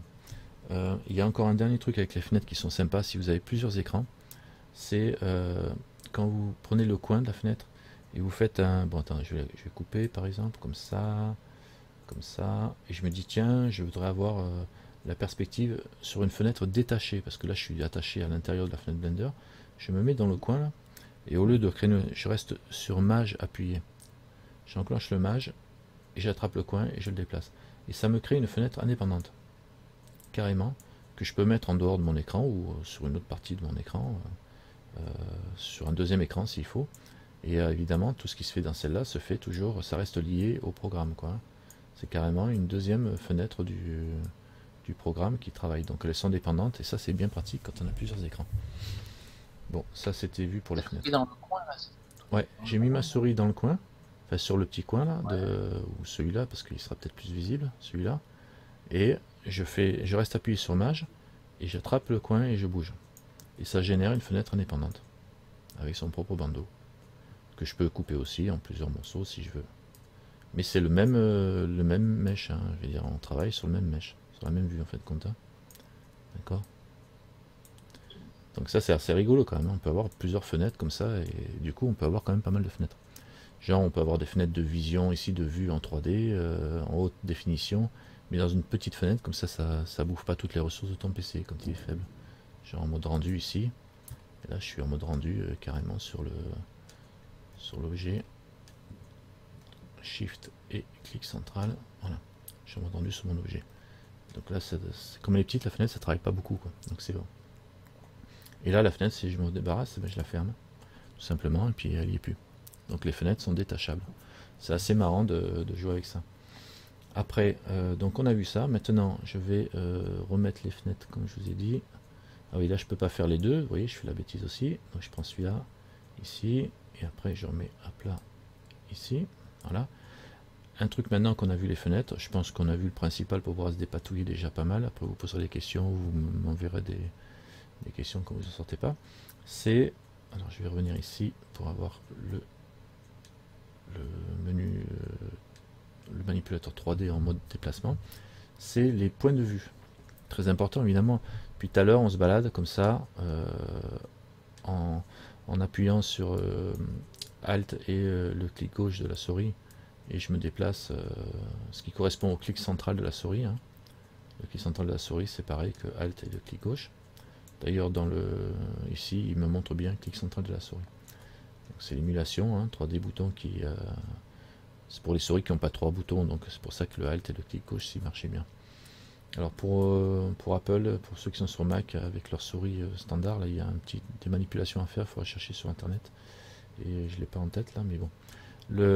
Maintenant il y a les vues. Là on était donc en vue perspective, mais évidemment c'est bien pratique de passer en vue à plat. Hein. C'est-à-dire que là on prend le pavé numérique. Avant le pavé numérique, je vais vous les faire voir ici. Ici dans View là. Voilà, quand vous cliquez dessus, vous avez toutes les vues possibles. Alors vous avez la vue de gauche, left. Ouais. Et vous voyez, c'est CTRL numpad 3. Alors CTRL et la touche 3 du pavé numérique. Alors on va faire les vues simples et habituelles. La vue simple habituelle, c'est front, vue de face. C'est la touche 1 du pavé numérique. Bon, je vais vous les lire toutes et après on va les faire. Alors, vue de face, touche 1 du pavé numérique. Vue de dessus, très important, touche 7 du pavé numérique. Alors c'est facile à retenir, c'est la touche du dessus du pavé, donc c'est la vue de dessus. La touche de face, c'est la touche 1, pile en face, elle est bien en bas en face. Et la touche 3, donc qui est à droite de la touche 1, c'est la vue de droite. Donc on se retrouve quoi. Le 1, le 7, le 3, c'est les 3 vues qui sont super pratiques à utiliser. Le 1, là je suis comme ça en vue de front. D'accord. Le 7, front perspective. Hein. Le 7, c'est vue de dessus en perspective. Et le 3, c'est vue de droite en perspective. Alors c'est bien la vue perspective, sauf que pour travailler, c'est pas très pratique quand on travaille la modélisation. Et il y a une autre option, c'est la touche 5, qui vous fait passer en mode orthonormé. Et du coup, on n'est plus en mode perspective, et ça c'est bien pratique pour travailler. Parce qu'on peut plus facilement, par exemple, si je veux juste... je vais me mettre en vue de face, voilà, je vais me mettre en mode edit, hein, juste pour vous montrer, vite fait. Alors, cherchez pas à comprendre, je vais passer en mode transparent, je fais un A, je fais un B, là, voilà, j'attrape le bas, et je fais un S, voilà, je agrandis ça, comme ça. Bon ben là, du coup, comme je suis en vue de face, je sais que ça l'a agrandi de côté. Si je suis en mode, et que je l'ai agrandi sur les X, si je suis comme ça pour le faire, je vais être obligé de l'agrandir en utilisant lui là, voilà, et puis j'agrandis que la sélection que j'ai fait, et j'agrandis que ça.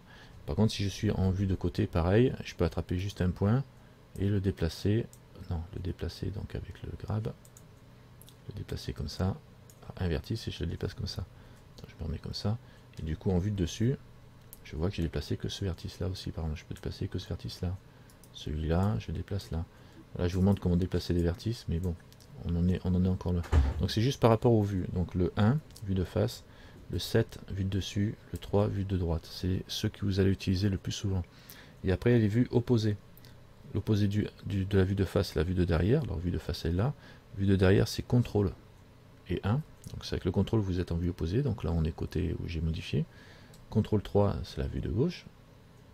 Ouais. Et CTRL 7, c'est la vue de dessous. Le 7 il est là, et CTRL 7 c'est vue de dessous. Donc vous avez bien le 1, le 7, le 3, le CTRL 1, CTRL 7, etc. Et la vue 6, etc. Je vais mettre en 7, je vais mettre en 1, vue de face. La vue 6, la 2 par exemple, ça vous fait tourner par pas, comme ça, en tournicotant dans le pas. Je reviens 1. Le 6, ça fait tourner en tournicotant comme ça. D'accord.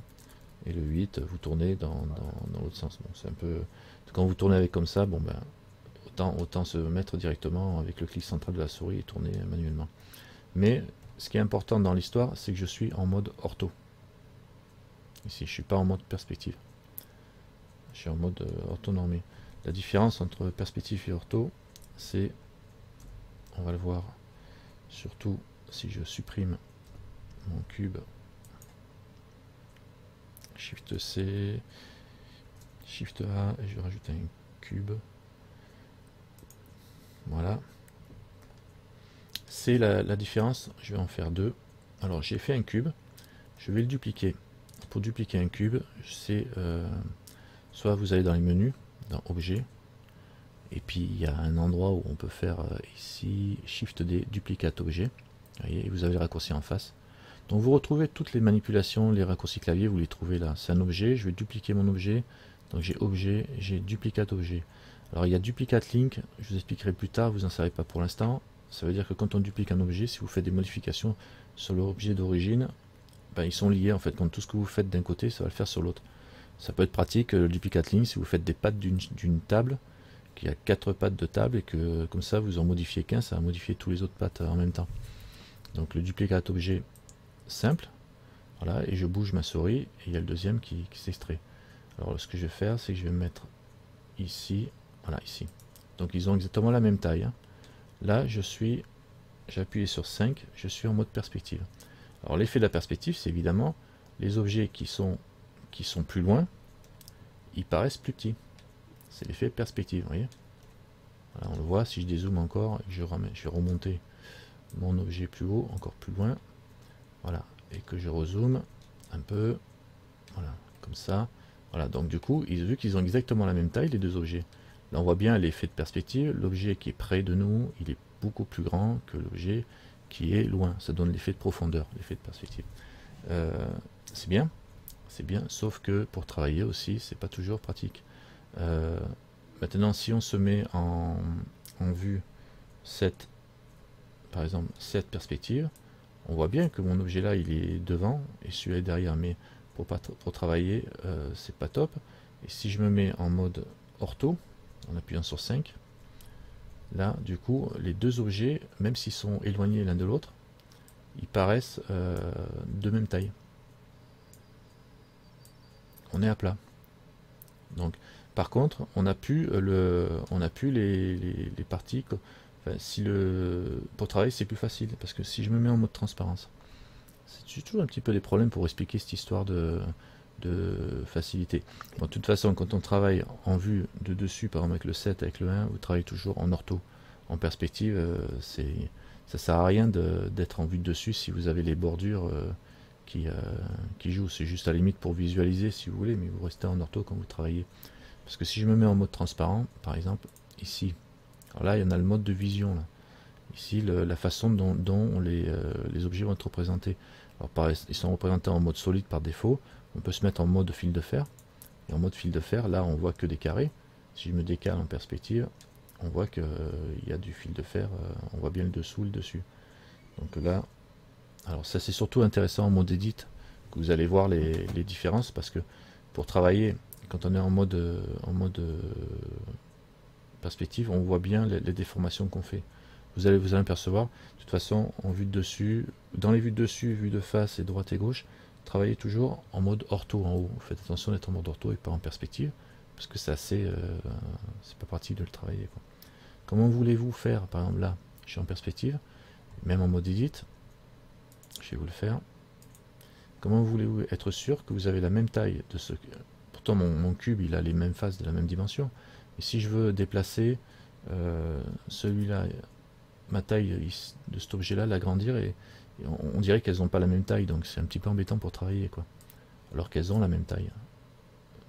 Alors, sauf si on veut travailler en mode visuel, d'accord, alors que si je suis en 1 ortho, ben là si je veux avoir la même taille, on voit bien que je ne l'ai pas agrandi, et si je déplace d'un côté, je peux m'aligner de l'autre côté, devant, derrière, et là je garderai un cube qui a la même taille, devant, derrière. Alors qu'en perspective, c'est très difficile de l'ajuster, vu que par défaut, il va y avoir une différence, dans la mesure où la face avant est plus proche que la face arrière. Bon, vous embrouillez pas avec ça. La touche 5 pour basculer de perspective en ortho. Et pensez à rester en 1, en 7 et en 3. Et juste vous basculez pour visualiser. Alors, là, pour passer en mode fil de fer, c'est le Z. Le Z qui bascule de fil de fer à mode normal. Vous avez le CTRL Z qui annule les opérations. Vous avez, donc ça n'a rien à voir, le Alt Z qui vous fait basculer de mode texturé en mode normal, là, c'est pas le normal, c'est le mode solide, voilà. Texturé en mode solide, bon là il n'y a pas de texture donc on va pas. Donc le Z, fil de fer, mode décidément, mode solide. Alors solide, fil de fer avec le Z, Alt Z, solide, texture, et Shift Z, solide, en mode rendu, rendering. Donc là vous bouffez un maximum de puissance, mais vous avez le rendu réel, quoi. Vous avez le rendu final, quoi, comme ça présente. Avec voilà, il y a les ombrages qui sont pas représentés, on voit tout, quoi. Mode rendu. Et vous appuyez sur Z pour revenir en mode transparent, Shift Z pour revenir en mode solide. D'accord, donc le Z surtout, retenez-le que c'est lui qui vous fait basculer en mode fil de fer. Alors vous l'avez là avec le Z, mais vous les avez aussi ici. Ils sont là, wireframe, solide, texture, matériel et rendu. Et ça c'est tout avec le Alt Z, solide, texture et rendu, les trois là que raccourcis c'est les plus utilisés on va dire. D'accord, cela pour la vision. Surtout le Z. Et surtout le Z, retenez-le parce que vous allez voir faire des CTRL Z pour annuler les opérations. Et un jour vous allez oublier de faire le contrôle. Et oui, parce que pour annuler une opération, je prends ça, je fais CTRL Z, tac, ça m'annule mon opération. Si je veux rétablir l'opération que j'ai fait, je fais CTRL Maj Z. Ça fait le redo. Ah. Hein, c'est le redo, vous l'avez. Une de redo, je l'ai vu par ici tout à l'heure. Dans History au-dessus de Loop Tool. Ouais, alors merci. History, voilà.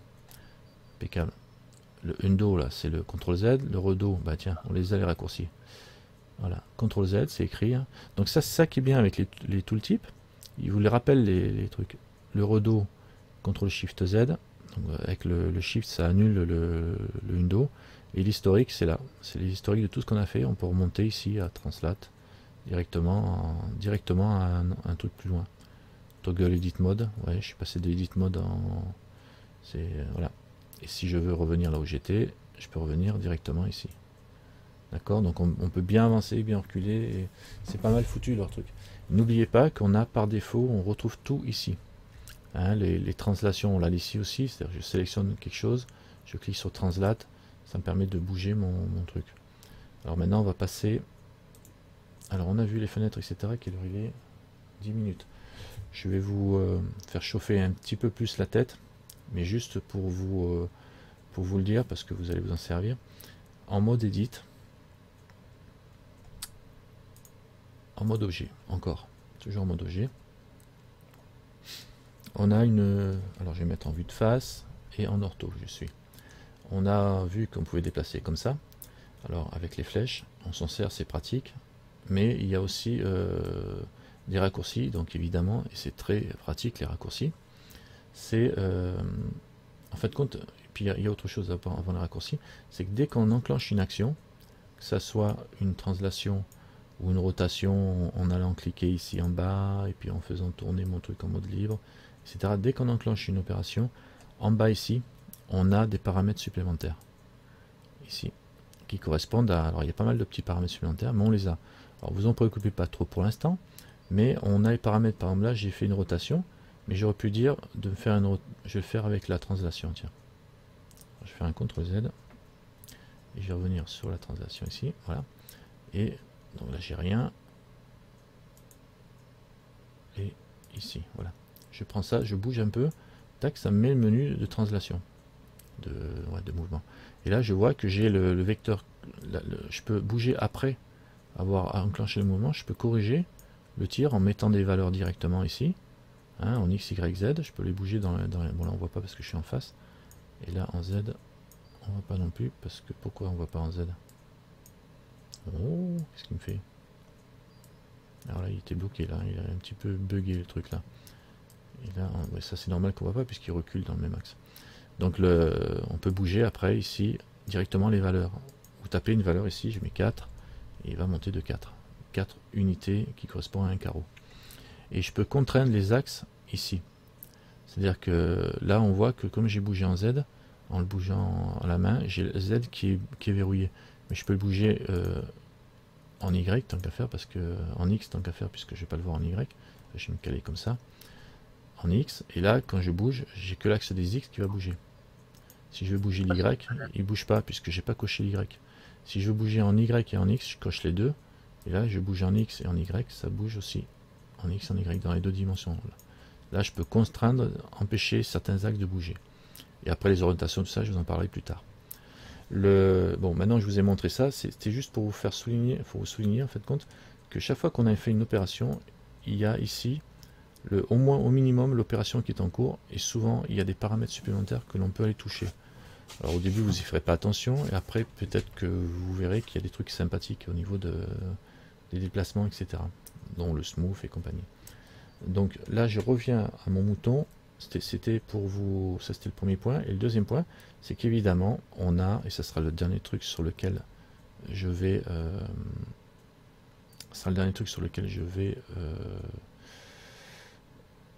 appuyer.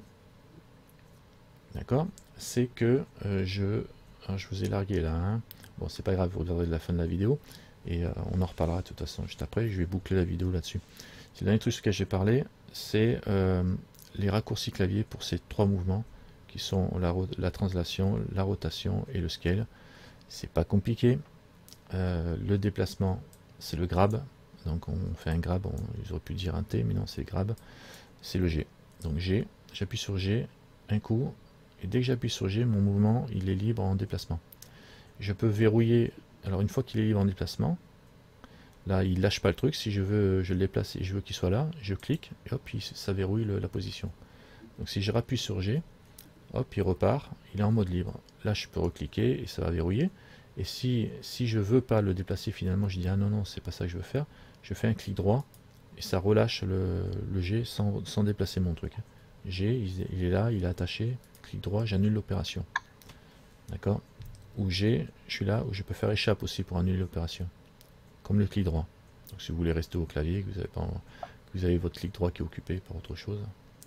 Donc, alors, le G, une fois qu'il est enclenché, mon G, je peux lui dire, verrouille-moi le mouvement sur les Z, ou sur les X, ou sur les Y. Donc je vais faire un clic droit, je vais me caler comme ça en mode libre. Je fais G, et là je vois que je suis en mode libre, mais je sais pas où je vais vraiment là, tu vois. Donc je vais faire Z, j'appuie une fois sur Z, et du coup ça me verrouille la montée et la descente sur Z. Et si je me dis ah non c'est pas Z que je veux faire, j'appuie sur X là. Hop, et ben quand c'est un thème, il bascule sur X. Et si je veux être sur Y, et ben évidemment il fait ça. Et si je veux me mettre sur le plan, être sur le plan X et sur les deux plans, par exemple X et Y, et ben je fais, alors c'est X, Y, c'est donc tous les plans sauf le Z. Donc c'est Maj Z, c'est là. Tu fais Shift Z, et là on a le X et le Y. Et là quand je me déplace, il reste que sur le plan XY, il descend pas. Je peux le mettre partout sur le plan XY, je sais qu'il descendra pas. Même si là j'ai l'impression qu'il est plus bas, non, il n'est pas plus bas, il est sur le plan XY. Donc je le verrouille là par exemple, et je vois que je suis resté sur la même hauteur en fin de compte. Si je fais Maj Z, oups, là je me suis trompé, Maj Z c'est pas ça, il faut faire G d'abord, et Maj Z, et là il reste sur le plan, et là il n'est pas plus bas, hein. Ça donne l'impression qu'il est plus bas, mais non. Donc voilà. Alors G, d'abord G pour le mouvement, après tu donnes l'axe. Voilà.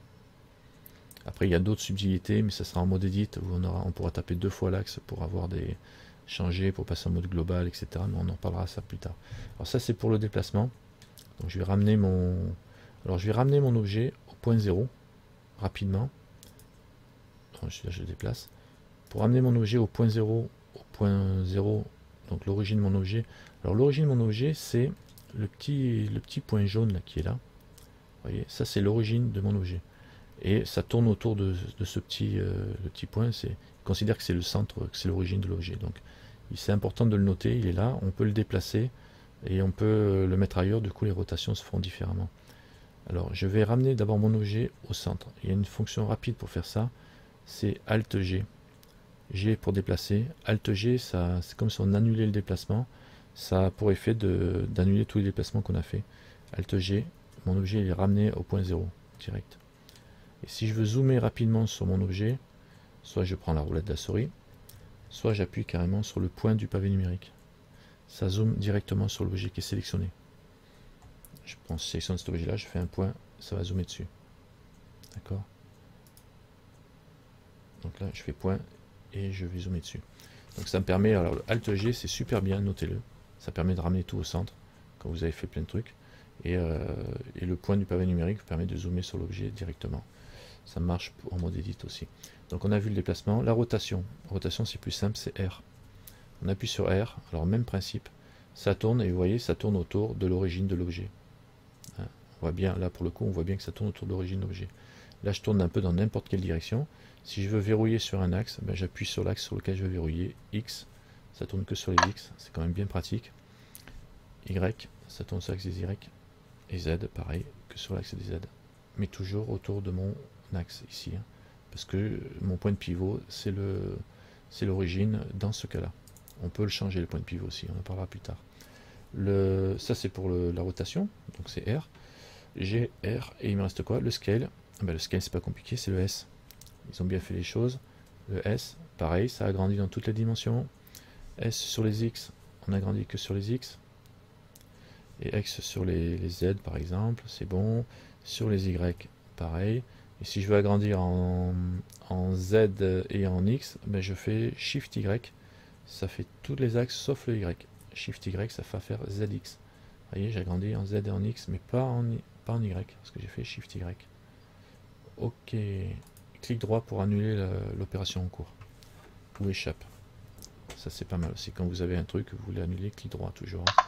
Ou alors, au début, vous allez peut-être faire un clic gauche, puis vous allez faire un CTRL Z. Et vous faites un clic droit, ça relâche sans modifier. Hein, donc ça, c'est bien. Et il y avait juste une petite chose en plus que je voulais vous parler. Dont je voulais vous parler, c'était quoi? Je sais plus, on verra ça la prochaine fois. Hein. Si moi je sature, je suppose que vous devez être complètement affamé d'informations.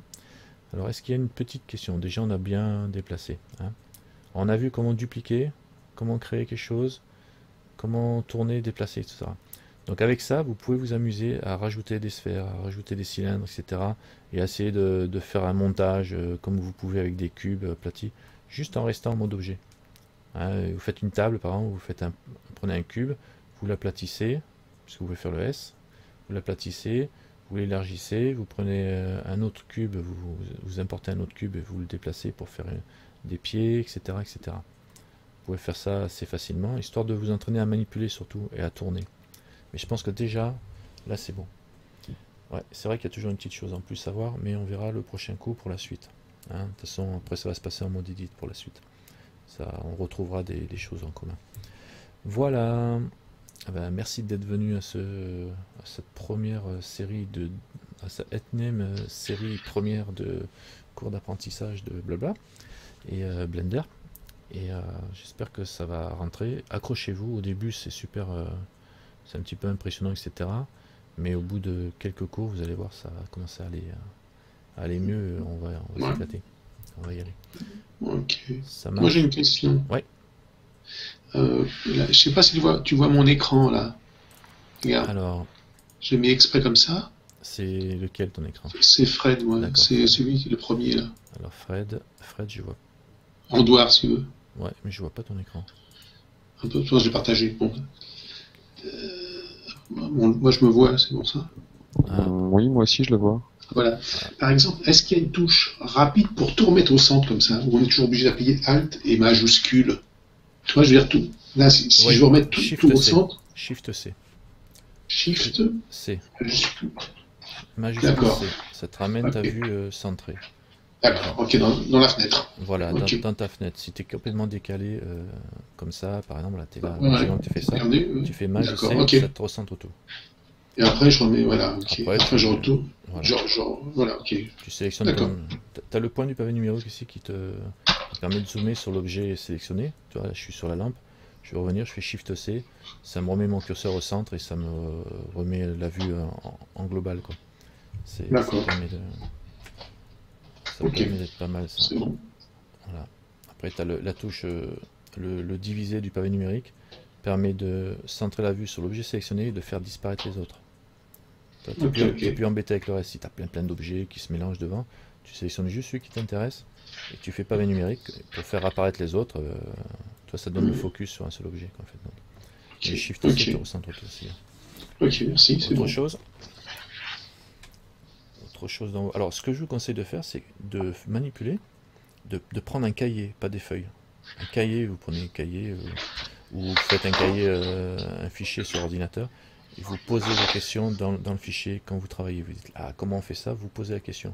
Si vous trouvez la réponse, vous notez la réponse dans le même cahier ou dans la feuille, et sinon vous me posez la question, et puis j'y réponds aux autres membres du groupe, vous posez des questions, vous essayez de vous trouver entre vous, quoi. Et dans le groupe, vous posez des questions, quoi. Carrément aussi sur Class Blender directement. Ou dans France Blender, comme ça vous aurez des gens encore mieux. Alors vous la posez d'abord dans Class Blender. Non, posez directement dans France Blender, c'est mieux. Comme ça au moins vous allez avoir ça fera bouger un peu les questions-réponses et il y aura plein de gens qui seront contents de vous aider à la limite là-dessus. Voilà, bon, on ira plus loin le prochain coup. Merci d'avoir suivi la vidéo et à bientôt. Merci, bonne soirée, à bientôt.